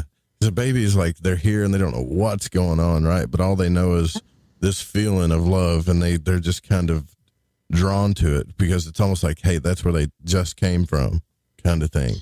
Exactly. And it's what nurtures life. It's what creates life. That child was made from that love, from that creative life force energy, which is the union of the divine feminine and masculine. When the feminine and masculine unite, it creates that vibrational frequency. That's just the law of the universe. So we see that in everything. We see that in a flower that is thriving. It has everything in its nature. It has the earth, the sun, the air to maintain it living and thriving. You can say that that's an expression of love, because it has all the elements that it's required in order to survive, to thrive. Just the way the human works. When the human doesn't have love, it begins to get sick. It begins to feel isolated, lonely, unworthy, so many things. And that consciousness becomes parasitic because it believes that it's separate. And so it becomes ill. Sometimes it develops cancers or illnesses or something. That is the imbalance of the human self. When the human is feeling love, there's this book called The Honeymoon Effect that talks about being in a state of constant love in which the body becomes healthy. Now the illnesses have gone away. Now we're rejuvenating. So the power of love is really, we can see that in everything around us. That's really the natural state of our organism, which we need to be in at all times. That's the kind of love that we need to get reacquainted with. Yeah, and it's hard too, because like you say, we're in this, we've learned all this programming. Now we're in this state of polarity, and we're constantly having to make choices of going towards love or moving into fear. And like every choice we make, everything we do, You got it. That's right. Interesting. Yeah. So that is a pretty cool concept, because I was just thinking about that. I talk on the show about a lot of things I think about, or I've been talking about with friends and stuff. And, we were talking about like, do we really understand love? But it didn't even dawn on me. Like, when you look at a child when they're born, especially when they're first born, and you look at their eyes, they look like angels. You don't see blue like that, or even some children have purple eyes too. That's like, they came from somewhere divine, and then the world kind of kicks in on them as they get older, that kind of thing. Yeah, you got it, Joe. All right, cool. So we're going to take our break here. We'll be right back with Geraldine Orozco, and I will check the text line too. 1-800-588-0335 if you have any questions for our guest. Also, you can go to the shop at lightingthevoid.com and get a hat, shirt, the overpriced socks, all of that Void Walker gear. Really cool stuff to have. And you can donate to the show. Speaking of which, thank you, Sammy. I really appreciate that. We'll be right back.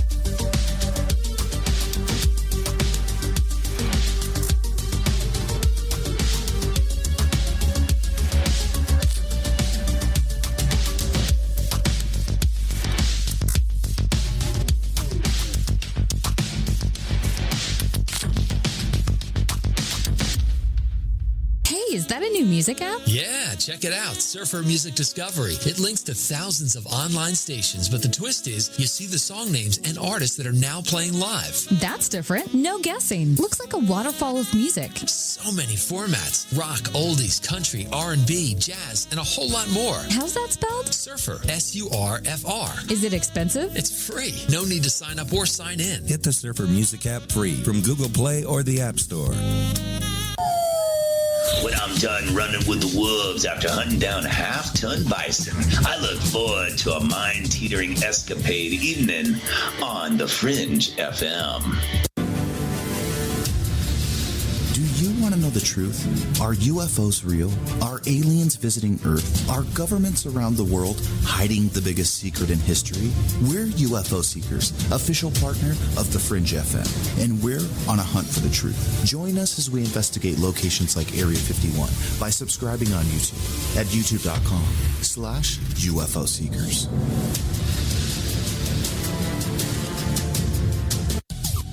Hey, Fringe FM listeners, did you know that when you're on the road with limited data or no Wi-Fi available, you can still listen to every minute of the Fringe FM by calling 701-719-3971. No smartphone, app, or internet needed. Saves your data plan and no extra cost if you have unlimited minutes. Call 701-719-3971. That's 701-719-3971. Listen to the Fringe FM on any phone, anytime, anywhere. So, you love talk radio? Then you'll love TalkStreamLive.com. TalkStream Live is always on, 24/7 with the best streaming talk shows. Find your favorite talkers and discover some new ones. It's free, readily available online or on mobile with any smartphone or tablet. Finding your favorite talk shows all in one place has gotten a whole lot easier. Just go to TalkStreamLive.com. Be sure to download the free apps from Google Play or the iTunes App Store. Right, me old Chinas. I know it's an ad break, but before you lot shoot off and make yourself a cup of Rosie Lee or whatever else it is you're going to sling down your Gregory Peck, you need to listen to me babble. If, like me, you found your way to Light in the Void via a downloadable podcast, you might want to take a butcher's at the Fringe FM Wind and Kite. You won't Adam and Eve how many other shows there are or what they rabbit on about. Ancient history, conspiracy, the consciousness, the esoteric, the occult, metaphysics, parapolitical, ufology, technology, and spirituality, to name but a few. They got featured hosts like Ryan Gable, Jeremy Scott, Alex Exum, Tim Doyle, Cortana and Gigi, Susanna Ross, the Reverend John Polk, Michael Deacon, and J.D. Lewis. You might find yourself listening to the thoughts and theories of the author of The Fish you just finished reading. Or you could pick up the dog and bone, call in and tell everyone your own beliefs or experiences. So do me a favour, before you put on the Ansel or crack open a bottle of vino or roll a joint, go to the Fringe FM and see what you're missing. The truth is out there. There's something out here. And so are we. KTOK Digital Broadcasting, The Fringe FM. Have you ever seen an ad or banner which brought you a feeling that someone is reading your mind or even listening to your conversations? Your online data is being used against you. Surfshark is a VPN service that makes online privacy protection easy and attainable. You can use it on as many devices as you'd like simultaneously. Surfshark encrypts all internet traffic sent to and from your devices and ensures that your IP address remains hidden. The VPN service that we use at UFO Seekers plus 1 month free for $1.99 a month. Visit surfshark.deals/seekers. Good evening, this is Art Bell, and you are listening to the Fringe FM. Have you suffered in silence or experienced stress from a paranormal experience? Even if it happened 20 years ago, when thinking or talking about it today still makes you feel sick to your stomach or makes your heart beat faster, or you suddenly can't breathe. Maybe you even feel those old familiar signs of a panic attack trying to reach the surface. You could have unprocessed emotional responses. Those reactions of terror and trauma are no different than living through a horrible assault, childhood abuse, or a terrible car accident. It can be nearly impossible to find help. The very instance of seeing a ghost or encountering a cryptid could be clinically clinically described as seeing or hearing things that aren't there. You could be considered psychotic, or at best, you're just not taken seriously. Out of a growing mountain of research, the National Institute for Integrative Healthcare showed that 8 out of 10 veterans who completed just 6 one-hour EFT sessions no longer tested positive for PTSD. If you've had paranormal trauma, you can contact Metaphorical Archaeology by calling 214-995-3754. Again, that's 214-995-3754 for a discreet consultation.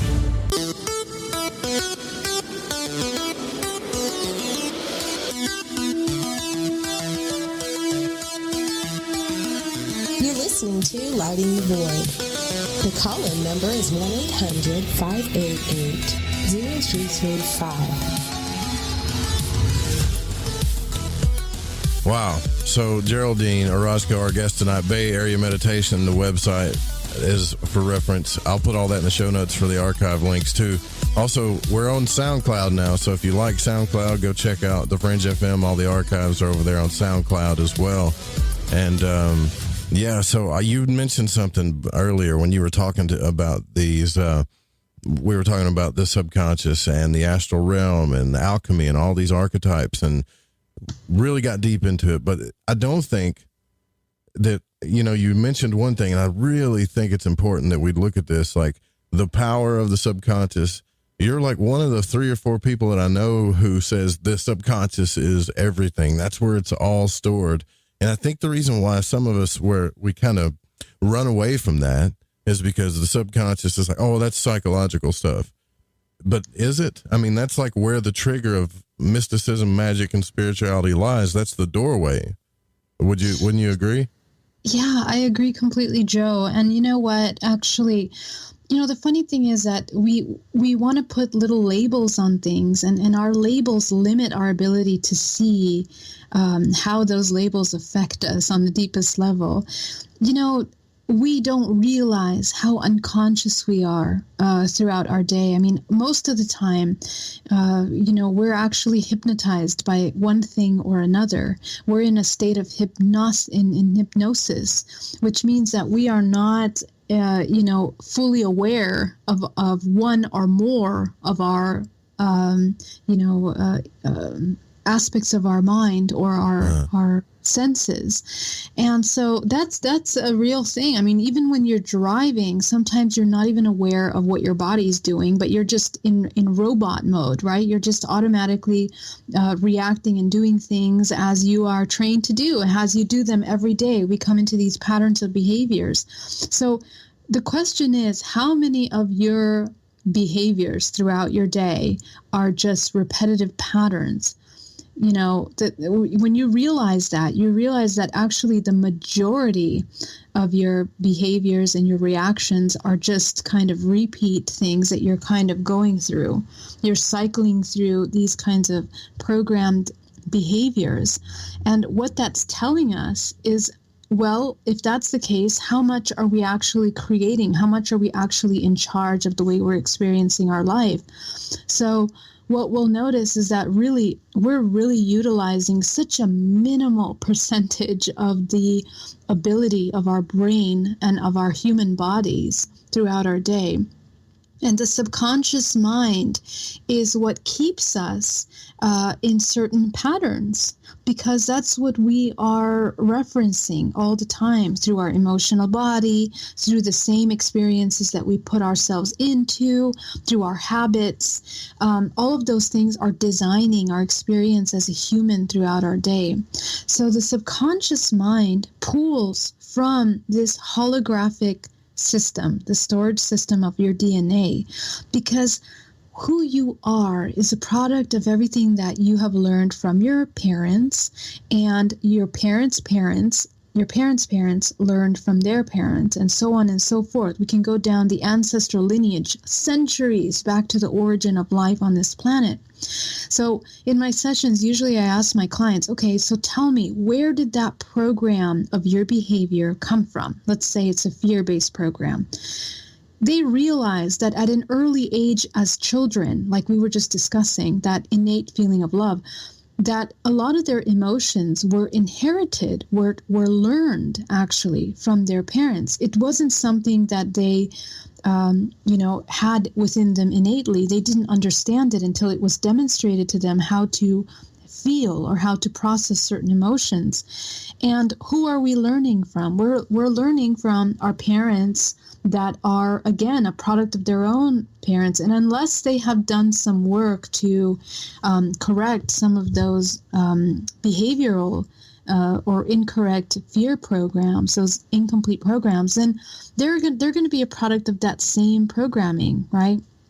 So the thing is that we're a product of all of these subconscious things that are within us. And what we realize sooner or later when we're doing this heavy work, and why spiritual awakening becomes so painful, because we have to go outside, so far outside of our comfort zone and our programming, that we don't even recognize what it's like to be a human anymore. This is one of the things that I'm really a huge advocate for. And this year I'm focusing on creating programs, retreats, gatherings that are focused on providing support for this new human that we're creating. The new human is a person that is questioning all of these aspects of themselves, all of these programs that they don't really even resonate with, but they are cycling and they're feeling like they have to be. And we discover who are you? Who are you really without all that programming? You're going to realize that the subconscious mind is triggering all of those programs from you. And what's true is the conflict that is created. So all the pain and suffering that we're experiencing is a product of the disconnect between what you innately know is true and what the world outside of you is telling you should be. So that disconnect right there, that's how we know that there's something that's off in our programming. And that's what we work on. Yeah. And we're programmed to let, from childhood, we're kind of programmed. I mean, from the jump is to not focus on that. Hey, I saw something. I had a weird dream. Or why does this happen? And, your parents are, like you're talking about that perpetual programming. They're like, oh, it's just in your mind.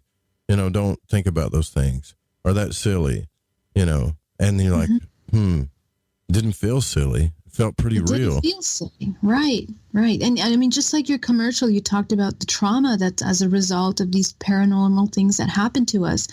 I mean, a lot of us experience this. We don't want to acknowledge the things that we experience because we think it's wrong, but we are experiencing these anomalies and these interdimensional connections, and contact.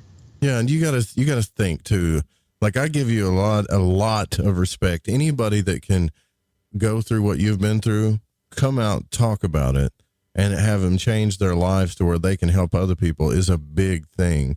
I don't think people really understand how big that is, because we live in a world of extreme judgment and polarity and huge skepticisms, and that really holds us back. You got to think about, I understand skepticism. Healthy skepticism is great, but you still should be open-minded and ask yourself, what if this is really happening? What if this is, even if you're a huge skeptic, right? You should say, what if this really is happening? And then look into it yourself instead of making a snap judgment from programming. Yeah, exactly. And I got to tell you, even myself, I'm a skeptic myself. Like, I have to understand how things function, how they work, not just what I'm reading in a book or listening to. I really have to experience and know how things come to be, because it's hard to take things at face value. I've been taking things at face value all my life, and it ended up being something that wasn't true, So now we got to start questioning our reality. We have to start questioning the things that we're being told to listen to be, to act like, and we redefine a new way of being, a new way of questioning things.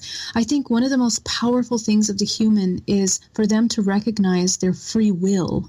The free will to choose that the lives that they're living are not mandatory.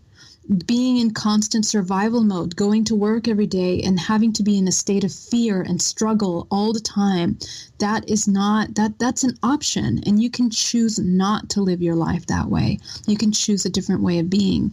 So it's really important. That goes on every level, whether it's in your everyday life, whether it's in dream time. We have to exercise our free will. That's kind of like the key of being human, is to be able to exercise that and to be aware of that power. Now, one of the things that you're pretty well known for is like your talks and your retreats too. So do you have anything coming up? I know you'd mentioned something earlier, but do you have something coming up where people can go visit or go with you to one of your retreats? Yeah, I'm really excited to talk. Next month on the 4th, I'm heading out to Peru. So if anybody is listening from Peru and wants to join us, we're going to be in Cusco from the 8th to the 12th. So come check us out. I'm having a gathering down there with my hypnotherapist, Alba Weinman, and Blair Styra, who's a channel from New Zealand. Let me correct that. And our friend Antonio Sangio. So we're really excited about that. And then after that, right away when I get back, April 2nd to the 5th, it's the Human Origins Conference, and that's going to be really exciting. So come check us out. We have a lot of amazing speakers: Giorgio Cavassalas, Clifford Mahudi, who else is there going to be there? Travis Walton, Jim Vieira. Lots of really great people. I'm really excited about that. Check out my website for more information. Then after that, I'm going to be in Paris speaking at the International Health and Integrative Wellness Conference. So that's going to be at the end of April as well. So I'm really excited. I have some amazing retreats coming up, one in Thailand and one in England coming up for the summer solstice. So that's going to be amazing. We're going to be doing some ancestral healing with the ley lines out there. It's going to be incredible. And the whole purpose is to come in and embody that higher self, that highest expression. So Joe, thanks so much for that. I really appreciate everything that you're doing here. It's amazing. My God, you get to go see all kinds of beautiful places. You know what I got to say? I think that, and people probably, because I have programming too, I'm not going to lie, I'm thinking in my mind, man, Peru and all these beautiful places, like I'll never get to go to those places. Do you see how that works? Do you see what that does to you though? Yeah. You got to come out. You got to come out with us. You know what? You're not going to believe this, but you're not going to believe how much I got my plane ticket to Peru. It was only $350 round trip. Jeez, that's cheap. Okay. I'm telling you. So you just have to plan accordingly and do some research. Traveling is really not that expensive, but when you get to go with a purpose, when you're in alignment with your highest expression and what you're doing in your mission, things just develop as it should. So just put it out there, Joe. And I know you're going to come with us on one of these trips. I'm pretty that's sure. What I was going to say. You've obviously learned to tap into this energy and go with it, which I think more of us should do, is because, you'd mentioned we live in this fear and love-based programming. So you got this fear-based place, this place of lack, this place of disappointment or whatever. And then you got love. Well, one of the biggest magical formulas, and I'm going to talk about this until we get rid of it, is it's too good to be true. That's not a good thing to be saying to yourself, right? Because you're missing out on life. If you could just focus on love and focus on and say, I love myself. I love people. I deserve good things. I deserve to be happy, and I'm going to go towards it. And every time I have a thought about, it's too good to be true, I'm going to switch it to how good can it get? That's right. You're right. I mean, when we're in a constant state of fear of the unknown, we're living in the past or we're living in the future. We're not living in the now. And what I've learned from all these experiences, that when I'm in the now, I have an incredible power of creation because I'm in alignment with what I'm doing, my mission, and who I'm here to serve and work with. And when you're in that alignment, you don't even need to question. You're not worried about the time. Everything just works perfectly and falls into place as it should. You meet the people you're supposed to meet. And I'm a testament to that. I left a really high-paying job and my company to come into doing this full time. And there was a moment where I was like, okay, what am I doing? But I'm like, sure. Yeah. And when you trust it, the universe supports you because you're in alignment now with creation, which is not a state of fear. So, yeah. So to all of you that are out there thinking, please come into that, learn how to come into that. It's just incredible. And if you need my assistance, I am here for you. Yeah, that is so cool. I swear it's like synchronicity. You're talking about some of the stuff I've been talking about with friends, and there's a lot of people going through that right now. A lot of people. There's people that are successful, that have been successful their whole life, and I mean that. Like, money just kind of happens for them. They know how to do it, but yet they still have this yearning. They're like, I'm not, I'm being called to something else, and it's scary. It's like scary to make that, and not just people that make good money, also people that are don't make money, and they're like, well, I'm going to quit my minimum wage job to go this thing.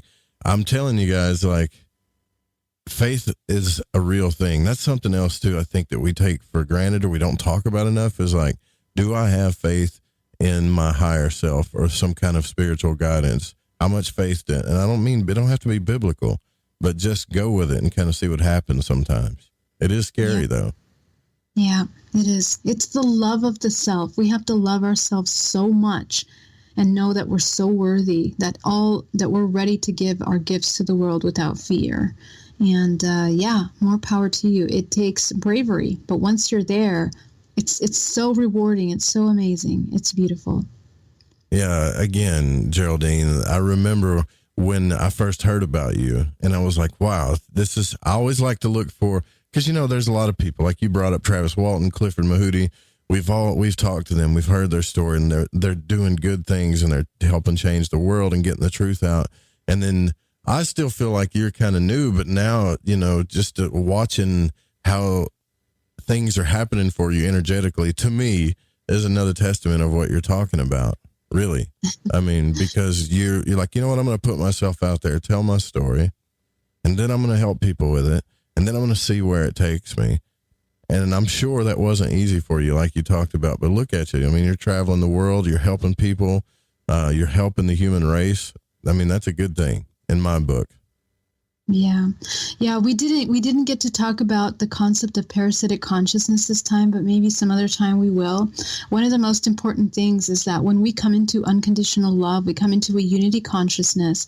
And right now we're kind of in this silent war on consciousness, that my aim is to help raise consciousness and help people become aware of that consciousness, so that it's almost like we're like the white blood cells, and we're eating that virus of mind control, the virus that is here on our planet that's trying to suppress our evolution of consciousness and putting us into a fear-based thinking, and we can clear that out by coming into that power. I mean, we can even change our government by uniting as a society, as the people of this country, by speaking up and saying what's right and what's wrong and what we need as a society, our education. I mean, everything that we're doing, we need to start coming more into a unity consciousness. So that's really important. Yeah, it's like getting the dingleberries off, right? That's what I call it. That's the redneck version of it. Like, get rid of all that stuff, And that's something that I kind of wanted to talk to you about too, real quick, is this is where it gets hard, because you talk about unconditional love, but we do have people in our lives that no matter what we try to do for them, it gets to the point, like, are we not loving ourselves because we're allowing certain fields of negativity, or I don't want to say negativity, fear, into our realm? And then sometimes you have to make a choice, and it's hard, because especially if you love people, you don't want to not help them. But you can feel like this kind of vampirism thing. And I don't think it's from people, honestly. I think it's from, just programs and thought forms. I don't think it's from people, but it's a hard decision. Right. You're absolutely right. It is from their programs. And so knowing that can help us have compassion. But you see, this takes us to the other point where we're redefining and re-understanding what it means to love. Unconditional love it means taking everything as a part of yourself, but it doesn't mean causing damage to yourself or blinding yourself to what's true. It means looking at what's true and noticing, acknowledging it, and then taking right action when you see, what's true. Sometimes an act of love can be something that means to walk away from a relationship, because when you walk away, it's going to help that person evolve. It's going to push them. It's going to give them that little push that they need to come into their highest expression, or motivate them to move, to heal, So the way we love, it's changing, and it takes a lot of bravery to really love. Because, a lot of times when we're afraid, we end up coming into codependent relationships or parasitic exchanges with our colleagues, our families, and even ourselves. So you're absolutely right about saying that. We got to start making those choices from a place of what's true. Again, the balance, divine feminine and masculine, those two things, those two forces, they manifest themselves as emotions and as expressions, emotional expressions within us. So we have to choose those expressions really wisely and see which ones are actually from a place of creation, from a balanced perspective, instead of, an imbalanced or parasitic thought. Yeah, self-love it matters too. That's what. Yeah, you're so right about that. Self-love is a big deal to me. That's something I've went through here recently, because you start thinking, well, how much of myself am I giving away? Where, I don't know, you kind of want to be more effective at what you do. You know what I mean? Beautiful. That's amazing, Joe. And kudos to you for taking that step. I mean, the first step is the most difficult one, but once you get into that road of like loving yourself and healing and being, I mean, you really come into this amazing creative life force where you're now having this symbiotic relationship with yourself and everything around you. That's where the magic starts to happen. That's where we start to see the synchronicities. That's where we start to hear the messages, connect with the people that we need to get us to our next step. And that journey to self-love is often a painful one, because sometimes we have to look at our darkness. We have to look at the parts of ourselves that we hate, that we reject about ourselves. And we have to learn to understand them. Why did we end up that way? Understand the programmings that brought us to that place. And that's what I do in my DNA reprogramming. I help people deprogram those programs in a very gentle, loving, supportive way, so that they can come into that creating new programs. New neural pathways are created in the brain by creating new ways of learning how to interact with yourself and your emotions. So, it's a journey. It's a journey, but we gotta start somewhere. Otherwise, we're just in the rut all the time. It just doesn't work. Yeah. Well, thank you for coming on the show, because this did work, actually. I really appreciate you coming back. It was something that we needed here, a good message to hear, and thank you for what you do. And it was good speaking with you again. That's amazing, Joe. Thank you so much for having me here. And thank you so much to all your listeners. And if anyone wants to connect with me, you guys can visit me at my website, GeraldineOrozco.com. Check out my YouTube videos for some information on how to meditate and some tools there that are really great. And check out the film, Extraordinary the Seeding, on the hybridization program. You guys can watch it on all major viewers. And yeah, thank you so much for having me, Joe. It's been a pleasure. Well, you're so welcome. And we'll put all the links there, too, for all you podcast listeners as well. And, again, thanks for coming on the broadcast, Geraldine. It's good to have you. Thank you, Joe. All right, we'll be right back. More Lighting the Void coming up.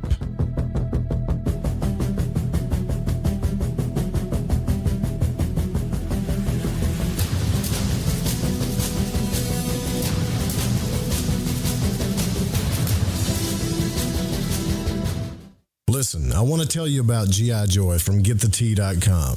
It's the best alchemical concoction of goodies for your stomach and digestive system I can recommend, and that's all based on my experience. Packed with colostrum, acidophilus, aloe, peppermint, and turmeric. If you do your own research, then you know this is the bee's knees for the stomach and digestion. Now, due to Big Brother's ears and the eye in the sky, I can't go into the details about what it helped me with. All I can say is I got relief. It's non-GMO, no fillers, no preservatives, manufactured right here in the US of A, and delivered to you by the only people who stay on top of the game and are out in front. Go grab a bottle of G.I. Joy at getthetea.com and see what all the fuss is about.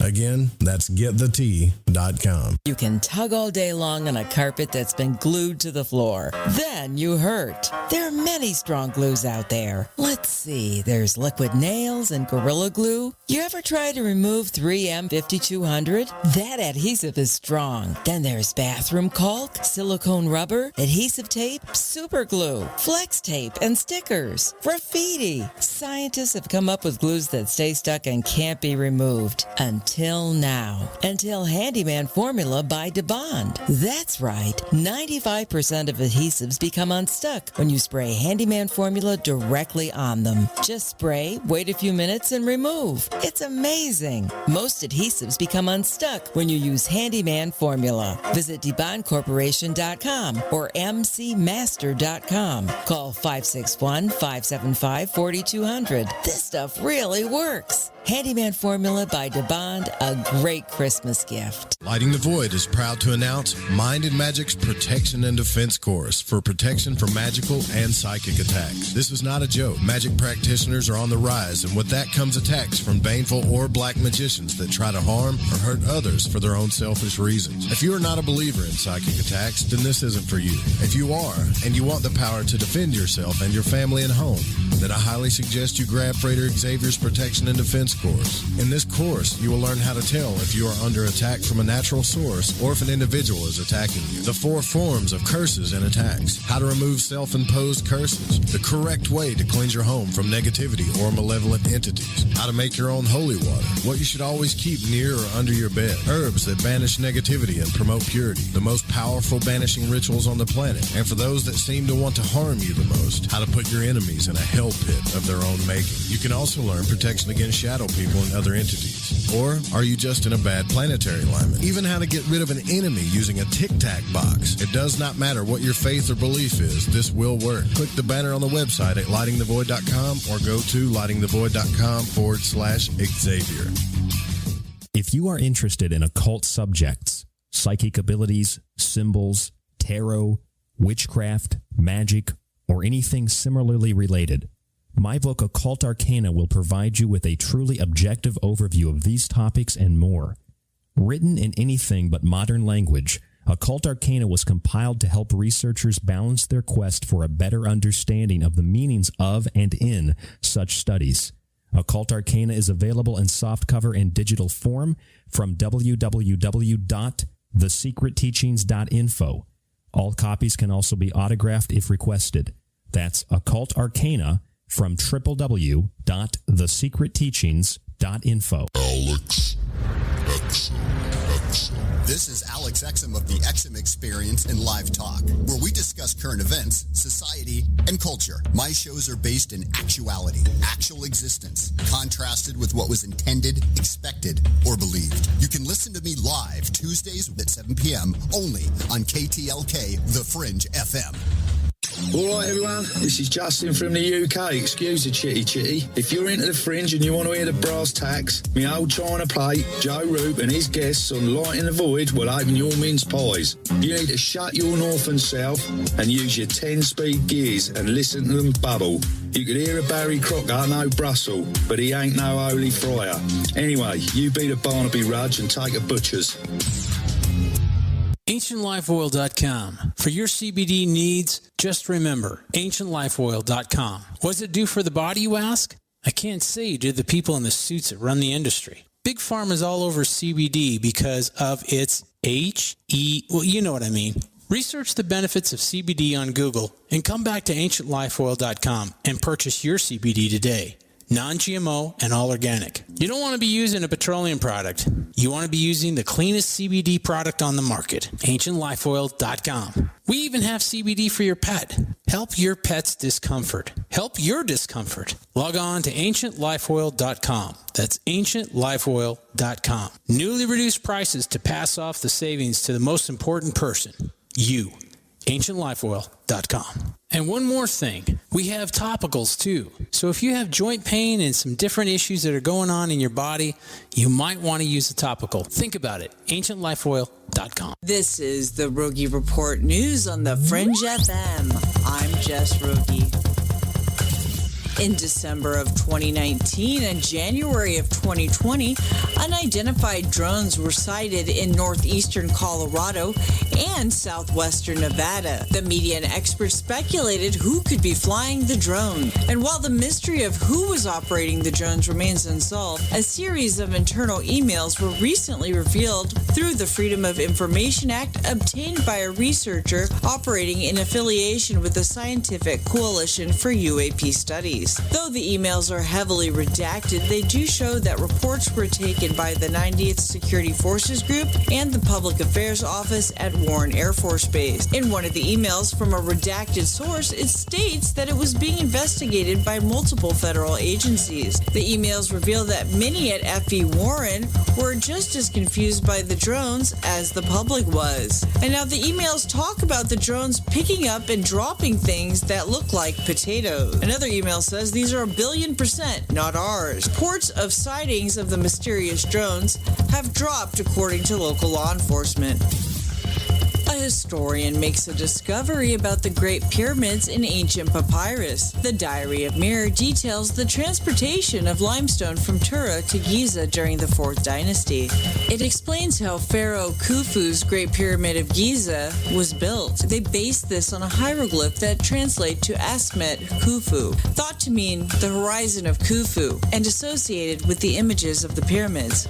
Historian Matthew Simpson, who runs the YouTube channel Ancient Architects, believes this hieroglyph was actually a reference to an entire city which took 2 decades to complete. Simpson believes that Asmet Khufu encompasses a larger area than the Giza Plateau that we see today, and more is waiting to be discovered below modern Egyptian villages.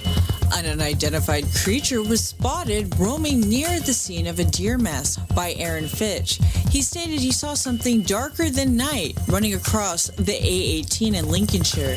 Finch, who is the co-host of podcast Realm of the Supernatural, is now investigating the phenomenon. His co-host Lee Solway has now made an appeal to locate the strange creature, asking anyone who's seen something like a big cat to get in touch. The pair are not ruling out the shadowy creature as a kind of Bigfoot. According to the podcasters, another couple had sighted a similar-looking creature, and the couple reported it was so big it blocked out the taillight of the car in front of them. He said you also get Bigfoot sightings that run up and down the A15. This is the Rogie Report News on the Fringe FM. I'm Jess Rogie.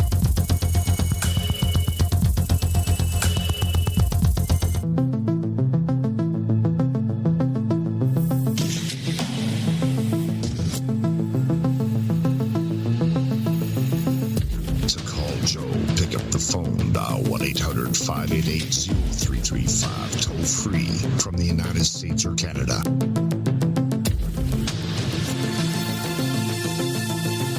Here, I want to thank Geraldine Orozco from GeraldineOrozco.com, BayAreaMeditation.com. Fantastic guest. It's been so long since we had gotten to speak to her, so that was very, very pleasant and very informative, and I can say that she's doing good things too. It's good having her on. So in the third part of the broadcast, as usual, we kind of do a recap, and most of the time we talk with our esteemed colleague, the Reverend Dan Lopez, who's here with us tonight. And what do you think about Geraldine, brother? It's been a while since she's been on, but man, it's like what she's doing is making leaps and bounds. She's doing good things. Yeah, she's carrying the message as far as I'm concerned. It's, it's a lot of the stuff that I was learning when I was asking all the questions that I couldn't get answers to in the circles that I was hanging out with. So, yeah, man. Getting to go to Peru and England and all that. It's kind of like Amalia. She does that too. So that's cool. That's really cool. Mm-hmm. But when I say things like that, like, hey, we need to stop telling ourselves this is too good to be true. I can almost, when I say that, man, I can almost feel the energetic pushback from that. That's how deep I think that program runs in us, like when we get these moments in our lives where things are really good, really happy. And we've all been there. I think most of us have, right? Where things are just going good, maybe financially, maybe relationship wise, excuse me, maybe all of the above. And then there's this stupid thing that comes in our head that says, well, This is too good to be true. This one will last. Like, that's got to go, man. We got to get rid of that somehow. I don't know if we can. It's deeply embedded into us, you know. You can do it. It's just a matter of, it's daily practice, man. Daily practice. Got to keep, you know, reversing the program, you know, fill it up with something else. And you got to fill it up with something else, because if you don't, when you stop filling it up with something else, then all of a sudden, old tapes. The old tapes are running, right? Old 8 tracks that keep going. But it is interesting. She brought up the military thing. Like, I'm really happy that she's just so open about that she can talk about those things, because, you know, I was having this discussion last night, actually, with a friend, thinking, okay, what were these things? So I have this great, fantastic out-of-body experience, and so did this person, I think. And then after that, things start happening to try to prevent you from doing it. Whether they're like shadowy Rorschach figures, or some people have even claimed where they feel pressure on their chest or something sitting on them. I've heard other people talk about how they feel like they're being choked. I was literally like pushed back in, kind of thing. And it does make you wonder, like, hey, so as we do this, we light up the astral realm, so to speak, and now we got this beacon on us where whatever's in these realms can see us, and then it feels like there's something in there, kind of like, that doesn't want you to wake up, so to speak. I swear, man, it doesn't feel friendly at all. Have you had any experience with that? When I was trying to get to the Akashic Records, that was the one thing. I mean, there's normal everyday stuff, like when you're trying to stay balanced or stay centered and stuff like that, all of a sudden you can tell, like, if you say you get to a point where you're like, you finally got a moment where you got a couple of seconds where you got no thoughts going through your head, and then all of a sudden out of nowhere it's just like, oh no, you got a lot of stuff to think about. It's like, wait a minute, how is this working this way? This was not the intention. Yeah, it was weird. Yeah.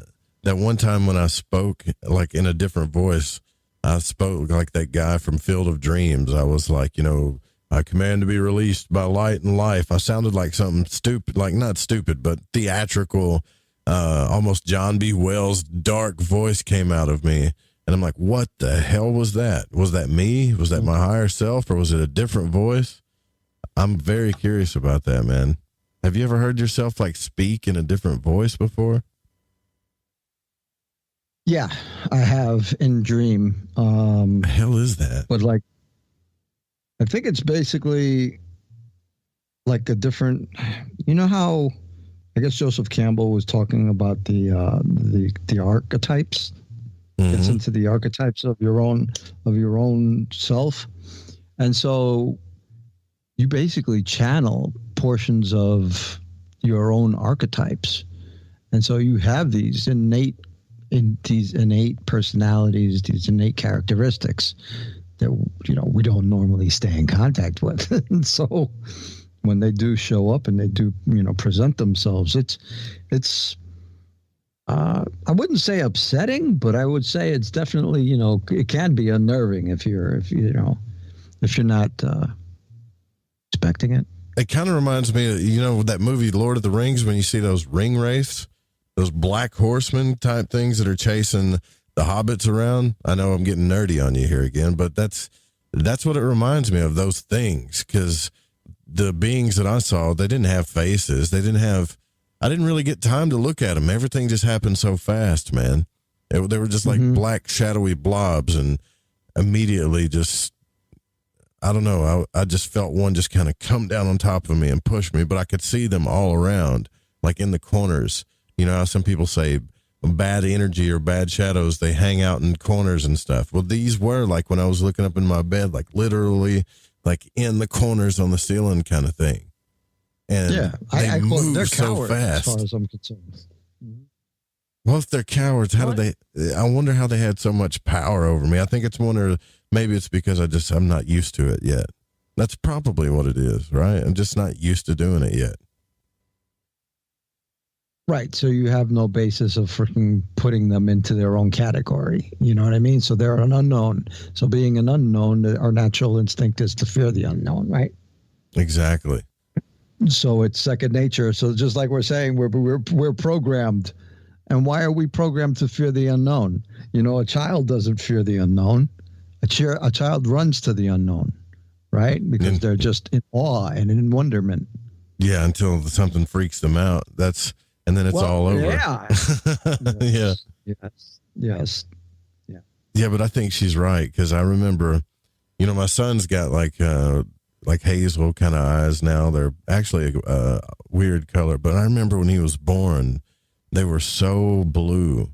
It was incredible. Mm-hmm. Like looking at him, I'll probably never see that shade again from him, you know, so to speak. But when he was born, man, it was like, I mean, you have to have a child to see it. I don't even think looking at it on video can explain it. But if you've ever had a child and you first hold them when they open their eyes, it's almost like for the first maybe few hours, you get to see divinity. And it's pretty damn powerful. And I wonder sometimes, like, man, if we do go back to wherever we come from, is it like, you know, Christ said in the biblical stories where we'd go back as a child, where we're just totally innocent and that way? Because I kind of like being human. I like to make my own decisions and stuff. I don't like the BS that comes with it. But, yeah, I don't know. I think about that stuff a lot, actually, too much. But so, yeah, but that's interesting, because it's like, so you feel like you're going to lose a part of yourself by becoming your true self. Right. I feel like that's, I think, what a lot of people are afraid of. Like, are we really afraid of death, or are we just really afraid of our ego loss, you know? Right, exactly. So I went through the same thing. So it's like, you're worried that the characteristic of yourself that people find engaging is going to be gone once you start becoming your true self. This is a real fear.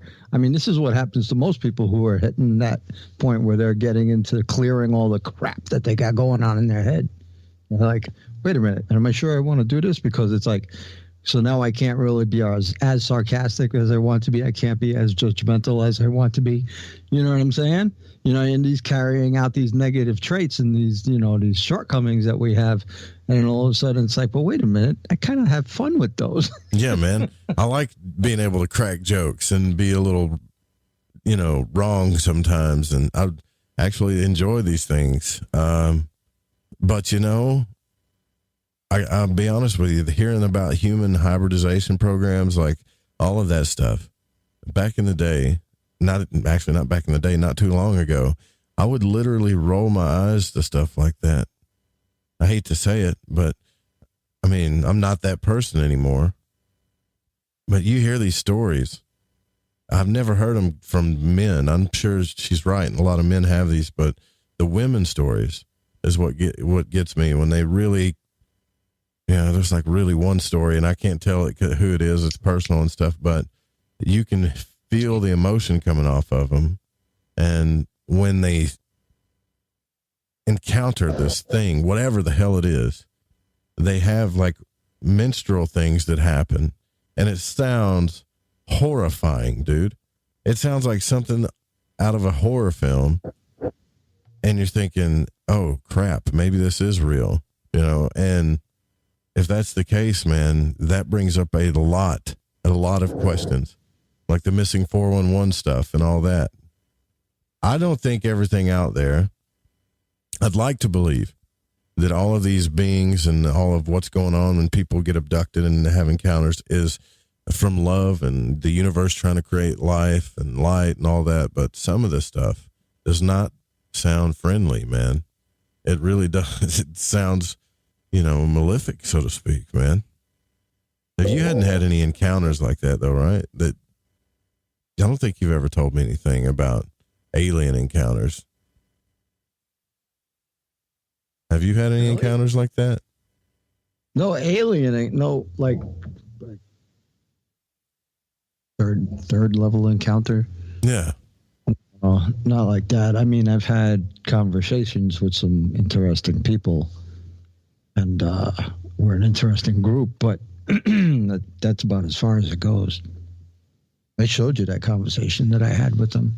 Yeah, I remember that. See, remember that? Yeah, I do. And it's funny because Craven's bringing up in the chat room, he said, because Craven, David, he's the guy that talks about lucid dreaming. He's been on the show a few times. And he says a lot of people that get into lucid dreaming talk about, there's countless cases probably of them having to fight off things, fight things. Robert Monroe talked about that too, where he was in the fight of his life. Now I like the audiobook version of it. I don't know who the narrator is. It's Crossroads Press, but the first Journey's Out of the Body. And he talks about this thing that would latch on to him, and almost like it was no matter how much he fought to pull it off, it would just keep latching on to him. And he was literally afraid. And to hear a grown man like that talk about how he was afraid and screaming and praying for Jesus and stuff like that, it just sounds insanely horrifying. But the weird thing is later on in the books, he realizes that all he had to do was switch to a place of love, and he could slowly peel these things off of him. So it's insane what our minds can do to us, and I think we want to come from this victim mentality sometimes and say, well, these are outside entities attacking us. But what if our minds are so powerful that we are creating things that are just terrible? I hate to think that, but no, it is. I mean, you're spot on, because that's exactly how I come to understand it. Because one of the practices of calming my mind on the physical, the benefit of it was carrying it over so that my mind would be calm in the dream state.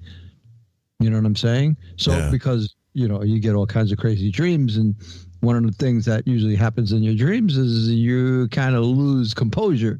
You know what I mean? At any given time. So when that happens, if I'm maintaining on the outside a calm disposition, that calmness on the inside is so beneficial, because then it completely changes. It alters and colors the dream into a whole different perspective. Dude, to me, it does anyway.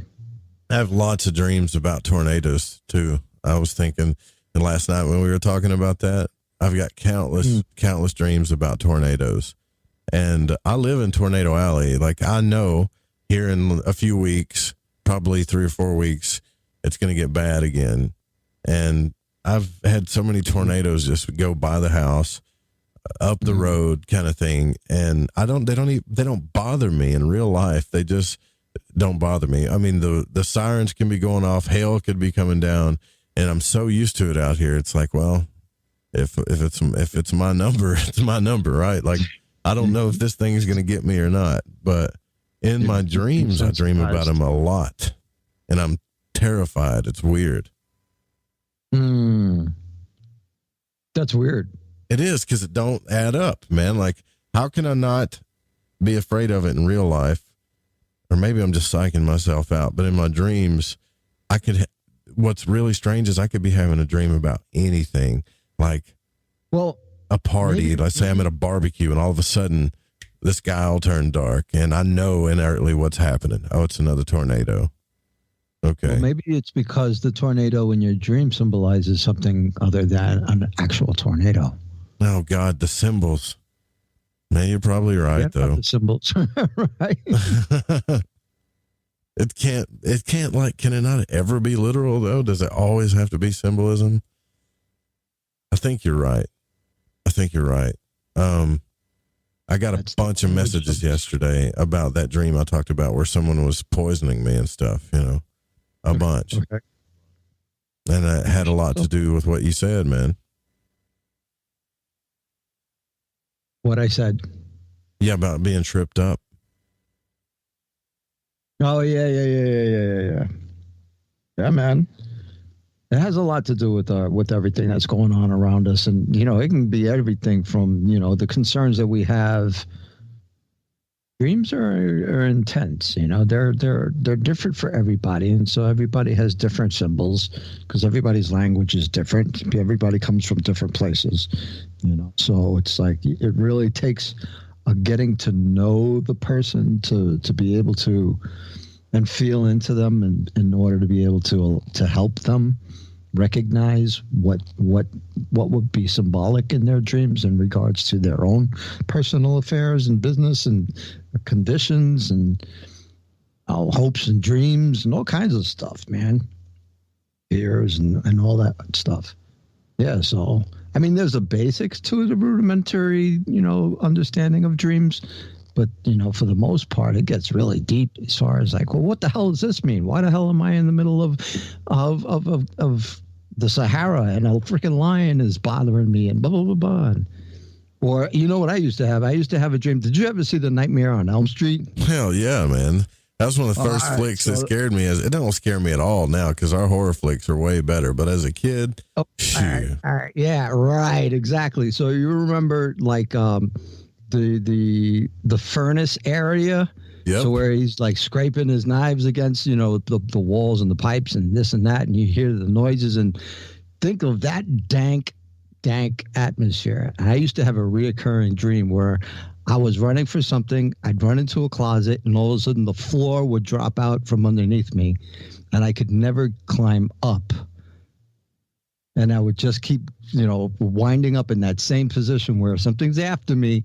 Can't see it. I can hear it, but I can't see it. That's freaky, man. And so, but the atmosphere was exactly like that, very dark and red, and yeah, it was so constant. So you remember the colors too, red and black. That's like the big ones for nightmares, I think. Yeah, how come, man? We were so like I remember being afraid of that, like Nightmare on Elm Street. I remember when my cousins would put it on at my grandmother's house, like, man, we're going to watch Freddy Krueger. And I'm like, not me. I'm not, oh man, you're a wuss or whatever. Like, I'm not going to stay up and watch this flick because I know you call me a wuss or whatever. But when I was a kid, I knew that what these movies did to my dreams, I didn't want to deal with it, man. Yeah, I was a teen when that came out. And so, man, when did the first one come out? 80s? No, 70s. So when that came out, there was like 3 movies that came out at the same time. I think Wes Craven was on, and Cinema One or One Cinema or something like that was like huge. They were just pumping out major horror movies, and it was like really cool. And so, but at the time, I was like totally chemically challenged. So, I get what you're saying. Yeah. So I was lit. I was totally lit going to see these things because we would go to see the midnight shows. We would get wasted and freaking go run out to go see these shows. And it was awesome because we'd go as a crowd and the whole crowd would be like, oh my God, on all the jump scares and everything like that. It was a great experience. But let me tell you, them experiences were like, oof. Yeah, It made you come out of there going, I don't know about this. You know what it feels like when you're this sounds bad, but like when you first take a psychedelic and it kicks in, that really intense feeling right before the acid kicks in or whatever you're taking. When you're peaking or just before? No, like peaking? right before. Like, okay, say you dropped a hit of acid or whatever. It takes like 30 minutes to kick in. And somewhere during that 30-minute period, you feel like this intense, weird feeling, I had so many weird feelings from that. Like I was having flashbacks. I remember the first time that I had that feeling when I took acid, because when you're in high school, everybody gives you all this stuff and they say, oh, it's acid. But when you really get acid for the first time, there's no doubt about it. And that intense rush feeling that comes in, that you're like, oh, hell, reality shifting. And it made me have flashbacks of the nightmares I had when I was kids, or when I was a kid. So there's something that it triggers in there too. But isn't it funny that you could take a psychedelic or have one good psychedelic experience and it changes you? It changed me. made me a different person, I think. Yeah, like it did. So there's something on the other side of fear, I guess is what I'm getting at, that if we can just get through it, we really make changes, big time changes in ourselves. But damn, man, does everything have to be so hard? Like, why do we have to go? Does it have to be that way? Can't we just have happy transitions? You know? I'm serious, man. Like, you let me know. I mean, I'm looking for it. I didn't have that, like what you were saying. Most of the time when I had decent trips, they were not. None of my dreams came. Yeah, I never had a bad trip. I had some debilitating trips where it was like I was mentally just jello. So, I mean, there was no conversing with me because I was like gone. Blah, blah, blah, blah. So, and I'm like, I'm trying to make sense, but I know I can tell I'm really not making sense at all because you're looking at me with one eyebrow raised and the other one squinted, and I'm like, yeah, I'm gonna go take a walk now. I'll see y'all later. And then you get in the arguments with your friends because you're not making sense to each other. And I've done that too. Like, dude, you don't understand what I'm saying. If you just listen to me, you know. And they're like, I am listening, but you're not getting what I'm saying. And it turns into a nightmare. That's happened to me a few times where it just gets ridiculous. Yeah, shoot. We gotta take one more break here. This is a quick one. We'll be right back. More Lighting the Void coming up. Yeah, I think I remember that. Arguing and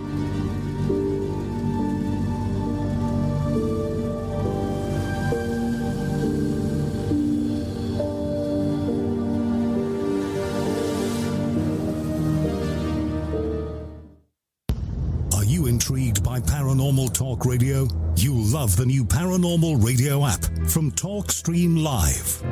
You'll find a great selection of talk shows covering UFOs, ghosts, strange phenomena, and much more. Download the Paranormal Radio app now and start listening to the very best in paranormal talk entertainment, including the network you're listening to right now. The Paranormal Radio app.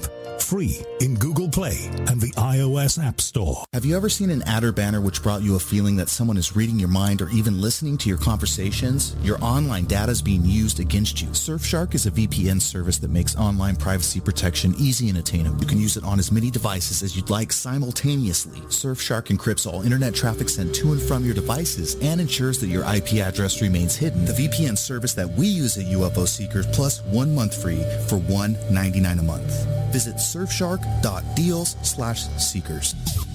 Hey, Fringe FM listeners, did you know that when you're on the road with limited data or no Wi-Fi available, you can still listen to every minute of the Fringe FM by calling 701-719-3971.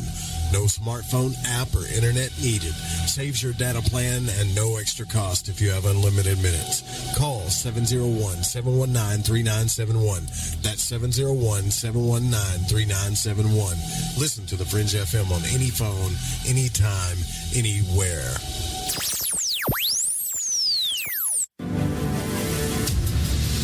Do you want to know the truth? Are UFOs real? Are aliens visiting Earth? Are governments around the world hiding the biggest secret in history? We're UFO Seekers, official partner of the Fringe FM, and we're on a hunt for the truth. Join us as we investigate locations like Area 51 by subscribing on YouTube at youtube.com/UFO Seekers.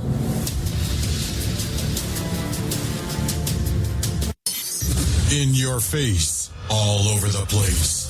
We're online 24/7. 24/7. You're listening to the hottest internet station.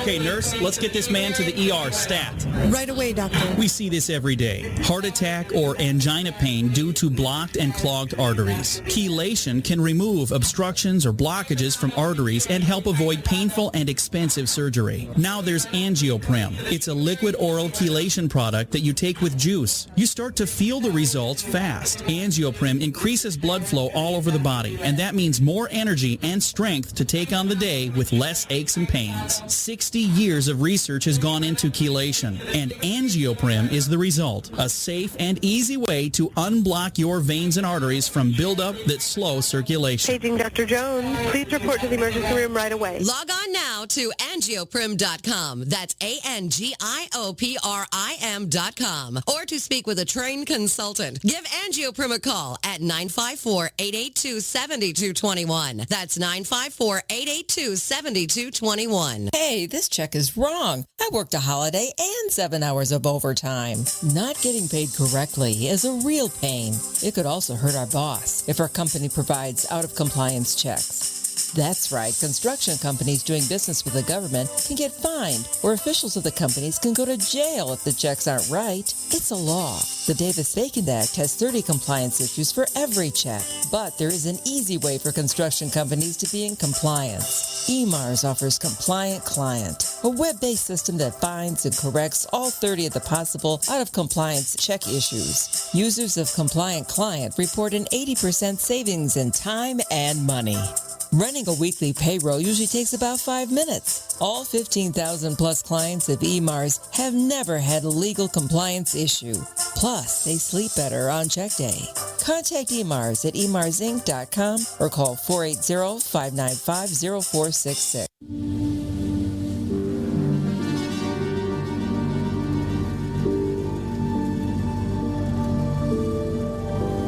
Okay, so I got to tell the story, man.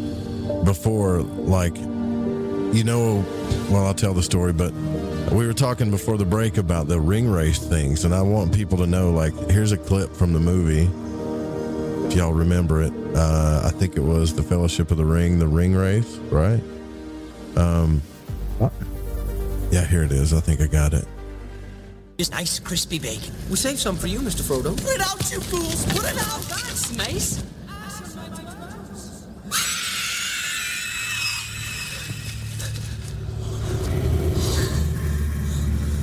So those things, man, every time I watch that movie and I see those things, I think about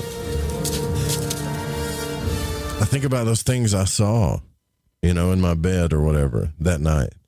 But anyways, I don't want to talk about that. I'll probably freaking manifest them again, But yeah, but I mean, according to Jung, you can defeat that. Like, you can use active imagination, know that you have a barrier there, and be like, create this world, go down there, fight the bastards, and not only and win, but it affects you in your real life. Like, you've actually beaten that, kind of like as within, so without kind of thing.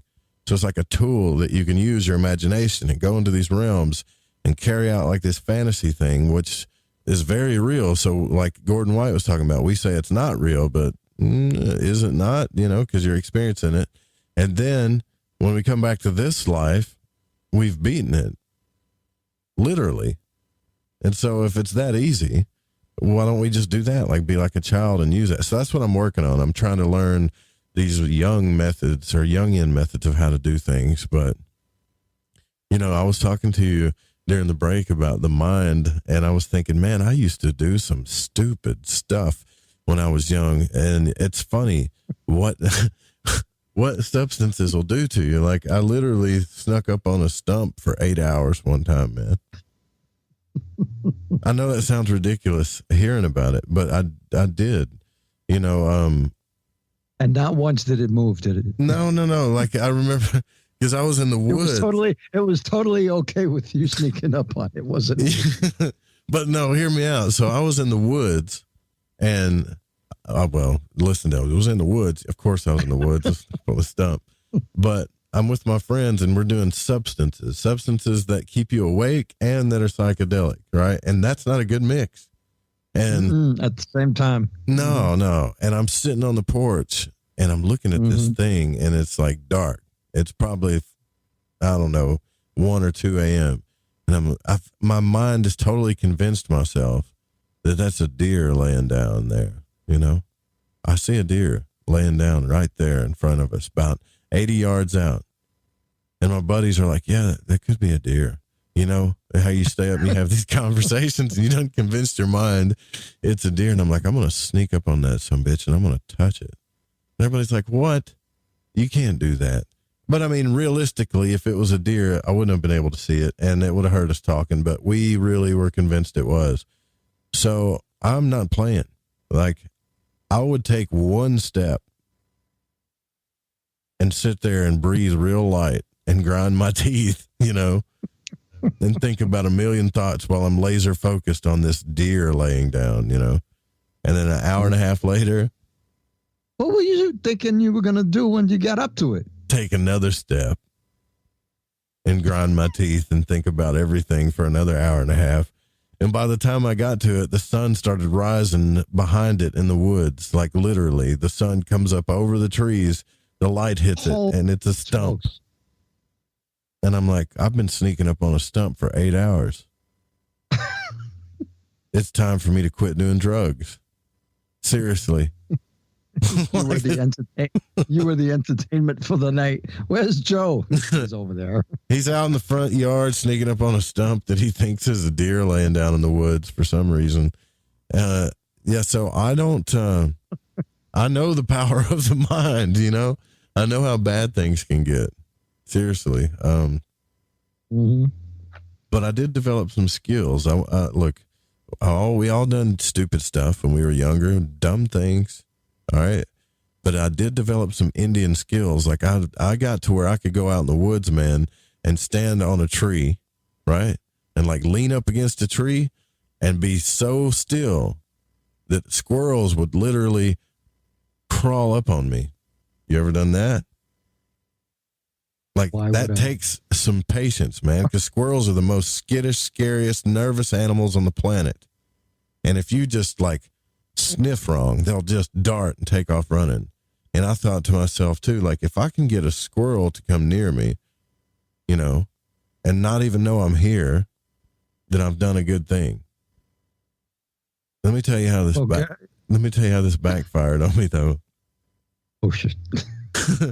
So I'm in the same place and I'm like decked out in real tree camo. And I'm standing against this tree. I even got like one of those masks on, those, like, they're not rubber, it's something else, but it keeps your face warm. And then neoprene. Yeah. And it's camouflage, right? And because I've got all these substances in me, I've chewed through the mouth part, you know, and I'm just holding it there. And I see this squirrel kind of bouncing around and I'm thinking, oh, it's coming towards me. I'm just going to see how close I can let it get to me. And a squirrel, you have to be so patient, man. So patient. And wild squirrels, I know some of you live in the city and squirrels probably walk up to you and ask you for a potato chip, you know, but where I live, no, you know. And I'm leaning up against this tree and it'll like bounce back and forth and come towards me and then kind of do its thing where it, you know, it sits up and looks at you, makes weird noises. Then it starts kind of like barking, doing this thing at me, right? And I think, you know, I'm still not moving. I'm thinking, I'm not going to move. And it's like, this is my mind going, I'm not going to breathe. I'm breathing real shallow. And it just watches me forever. And I feel like I'm one with this squirrel for a minute. And then it decides that I'm not a threat. And it gets back down and bounces around a little more. But by the time it got to me, and crawled up my leg, I couldn't resist it, dude. It was the dumbest thing in the world, but I couldn't resist it. It got up on my leg, and as it started climbing the tree, you know, it could tell something was wrong. Like, hey, this don't feel like a tree, you know? And I looked at it, and I just kind of looked down real quick, and I wigged out, and I was like, and I did it back to it, and that thing tore me the hell up, dude. I had scratches all over my leg and in my stomach, and I don't know why I thought that was such a good idea. But dude, I felt like I'd been attacked like with a knife, you know, and I got scared. It was like, all I'm trying to say is the power of the mind. I was scared of this little animal because it finally got on me and I realized, oh crap, what am I going to do now? You know? Yeah, right. Because I can't let it get to my face. If it crawls up my face and puts its foot on my face and feels me breathe or understands that I'm not the tree, you know, I got to protect this face, right? Like it's everything to me. So I'm like, all right, I'll just jump scare it. Then so I barked at it and it tore me up, man. And it did it in a way like where you think it would just run off. But squirrels have this weird thing in their brain where they don't know which way to run sometimes. And so if it fights you, it does the same thing. Like it literally knocked the hell out of me, ran off, come back, and it beat me up again. And I'm screaming like a girl, dude, because I feel like the squirrel is chasing me, man, you know? And I'm a long ways away from the house, man. If somebody would have recorded that, I'd be a millionaire right now. I would be a freaking millionaire. And you know what? All of that happened because I took a chance with drugs. All right. So drugs, you know, try them every now and then. That's what I'm saying. No, I'm not. Seriously, I'm not. But when I was young, yeah, that's the stuff we did in Arkansas. There's nothing to do around here, man. Well, it was different back then. Yeah. It's not the same. Yeah, it was stuff now. You try anything, forget about it. It could be the last time you try anything. Yeah, well, I go to town now. We used to ride around town, like kind of like, oh, people are messaging me now. Kind of like American Graffiti, you know? And we did that. Like we cruise around town and there's this thing called center lanes where people would hang out and just stand around and, you know, you'd holler at girls and that kind of thing. And I used to make these bombs and I would throw them at people like aluminum foil and toilet bowl cleaner bombs in 2 liters. You know what I'm talking about? Why?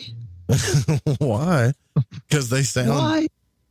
Well, I mean, they sound like a real bomb and it freaked people out. Like you could, I mean, yeah, it was stupid. All right. But I don't know how, I'm not going to tell people how to do it, but you have to have a certain amount of, I'm sure people know what I'm talking about, but you have to have a certain amount of chemical in the toilet bowl cleaner. You got to get the stuff at the dollar store.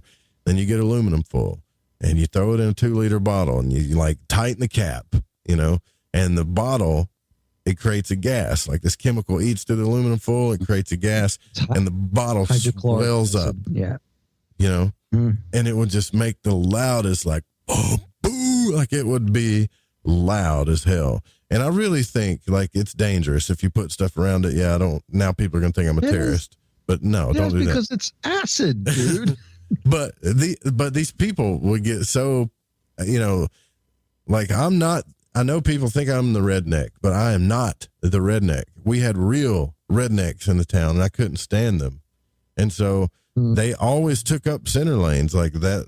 And we couldn't hang out over there because all of the big, you know, you'd end up getting in a fight or something. So what we would do, the stoners, is we would just kind of slide by, make about 2 or 3 of those things, roll up in there and just kind of slide them across the road, drive around the block and listen to them blow up. And so you'd hear just like the boom, and you'd hear all these cars take off and it was fun. And then that's how we got to go back to center lanes and we would get our spot. Now we could hang out for a little bit, you know, because they cleared out. Those were the good old days. But you're right. Times are different because now when I go back to that town, it's like a ghost town, man. Like, where the hell is everybody? Where the kids at? Where no one's cruising. They're all playing video games and on their phones. Yeah, they're all on YouTube, like doing their thing. Mm-hmm. We need to go back to the day where you could ride around and listen to Wolfman Jack or listen to the show or something and just chill and actually enjoy your life. But I mean, I'm being a hypocrite, dude. I literally binged on YouTube for like 6 hours today, I think, you know? So I get it.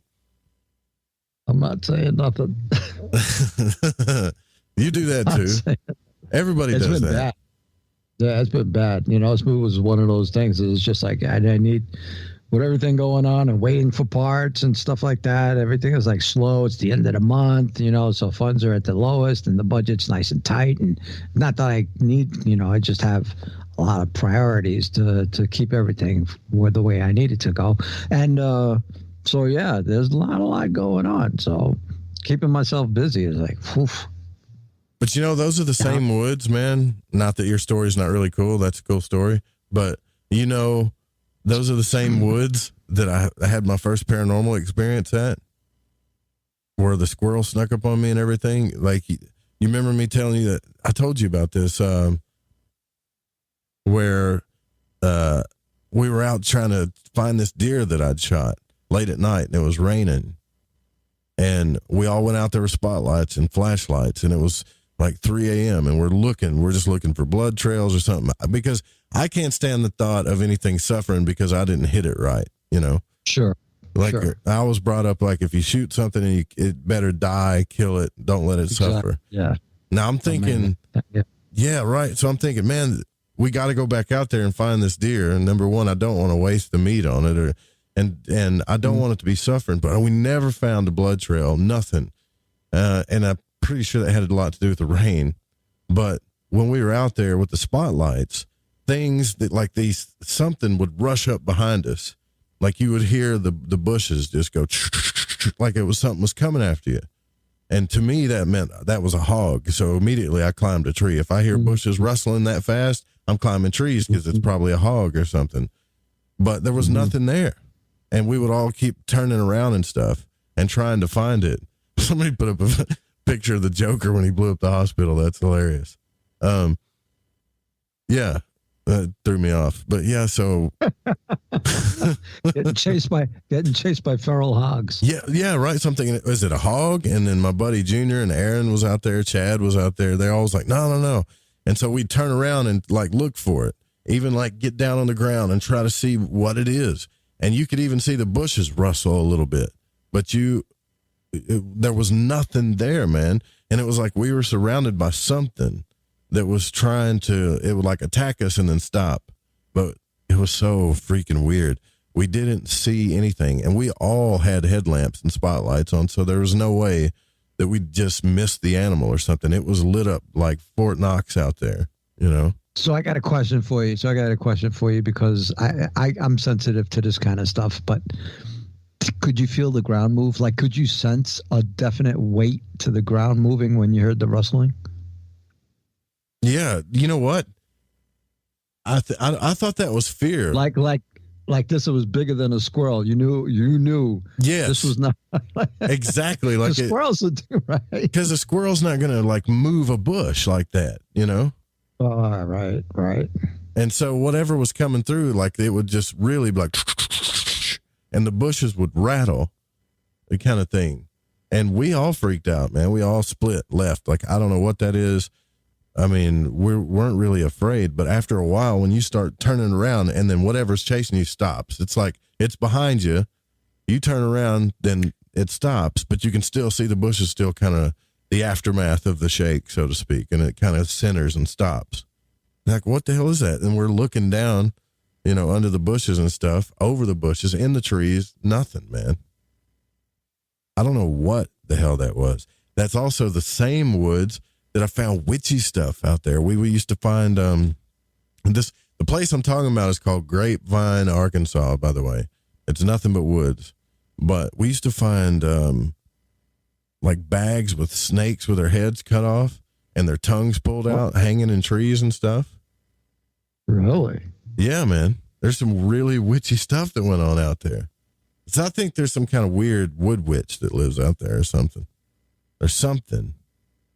Because I know what you're thinking, right? You're thinking Sasquatch or Rooney. That's what you're thinking, right?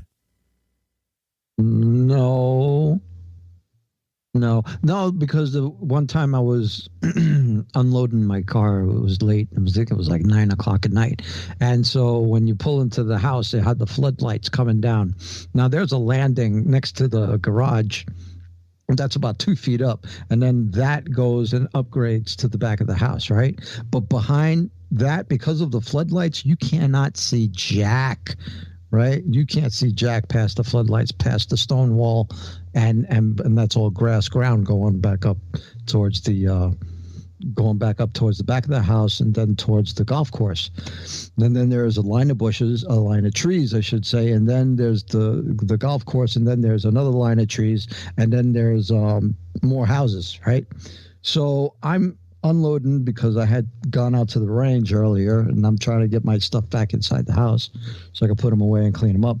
And all of a sudden I hear thumping, and I'm like, okay. He's like, I'm walking and I'm coming around the front of the car, and I only have like 2 feet between me and the garage. Thumping on the car or thumping on the ground or something? Thumping on the ground. Oh, okay. In the dark where I cannot see. And then all of a sudden I hear this growl, and it was so deep. And then I'm like, what? That's a grizzly bear. That's a bear. No. It was a growl like a cat. Oh, yeah? Like a big cat. And I was like, no way, man. So it wasn't like a baby cry. So I was like, okay, so it's not a cougar. Could have been a panther. Where was this at? That was by my house over here in Pennsylvania. Y'all have panthers in Pennsylvania? No, we have cougars. We have bobcats. And so, yeah, man. Dude, we got black panthers out here, man. Out there? Yeah. We've caught them. I mean, they're few and far between, but they've been caught on game cameras and stuff. Mm-hmm. We have regular cougars out here, mountain lion or whatever you want to call them, and they have like a 15-mile radius that they encircle. They 15 miles or 6 miles, something like that. Yeah. One of those two. But, and it's like they don't do the same circle all the time, but they kind of like rotate. So every couple of years, they wind up in the same area. So, to be sure, you might wind up seeing it again if you encounter one. So, man, let me tell you, I had reached for mine, and I was like, I cannot do anything. I'm keeping it in front of me. I'm like, look, I'm going into my house. I'm talking to this thing like it understands what I'm saying, and I don't mean you no harm. I don't care. I'm not. You're talking to it out of fear or nothing. Yeah. Yeah, man. So I'm like, I'm gonna keep doing what I'm doing, but if you come, you're done. But it's like the common safety thing. You don't shoot what you can't see, right? So and then knowing that there's life behind there, you don't want your stuff going stray. So, man, that was a bad scene. I was literally shaking in my boots. Yeah, I know the feeling, man. I always not a good place. I always wonder what that is. And the funny thing is like my friends, it's funny how we shake that stuff off. Like, I don't know. Must have been some kind of animal or something. And, and the whole time I'm thinking, no, like if it was an animal, we would have saw it with the lights. Not necessarily. Come on, man. Not necessarily, because they can they'll stand behind trees or bushes and stuff like that so that you can't see the iridescence in their eyes. Yeah, I understand what you're saying, but imagine you've got a headlight on, a spotlight, and you're aiming it towards whatever, and it's lighting up everything, and you see a bush move and rattle, but you don't see nothing else. There's nothing in the bush, underneath the bush, behind the bush. Mm-hmm. There's no way, unless animals have a way of camouflaging themselves, of course. Not like that, dude. I've been in the woods my whole life. I know what I'm talking about, man. Like there was nothing there. So you don't know what you're talking about, but I do know that they can't. And here's the other thing, though. When you're in an anxiety search, you will overlook it, even though it's right in front of your face. I didn't get anxiety till afterwards. I was pretty stoned, actually, if I remember correctly. Yeah, that's clarity. Yeah, but I mean, we were all stoned. But I'm used to being stoned in the woods. I'm used to seeing like what it. I don't know. I'd have to hear what you're saying. I'd have to get one of my buddies on here to explain it better, I guess. But there was no animal there. Nothing. Okay. Unless, there was no animal there. Maybe you were being chased by wee folk. Yeah. What the hell is that? Wee folk? We ain't got time to get into it. I got to get out of here, man. We can talk about that later, though. Wee folk. I'll look that up. You've brought that up before, haven't you? Yeah, you have. They're for real, man. People see them, and man, they're for real. Well, Mike Clellan will be on tomorrow night. We're going to talk about the Messenger's Owls and what he's been up to lately. And then Friday night, we're going to have Darren from Grimerica is going to help co-host, and whoever else jumps on, and it'll be open lines. And as the week is coming towards the backside of the week here, man. It's been fun. We got to get out of here. Please don't copy the show without written permission. Music was by Chronox. I don't know if we didn't play any Stevie tonight, but he's on sometimes. Thank you, Pacho, the best producer in the world.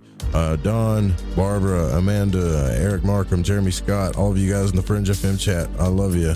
We'll See you guys tomorrow night, same time, same channel. Secret Teachings is coming up with Ryan Gable. Good night. Good night.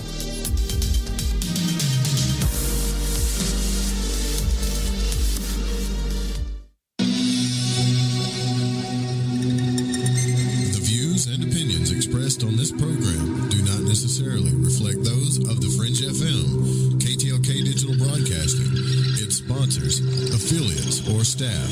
Listener discretion is advised.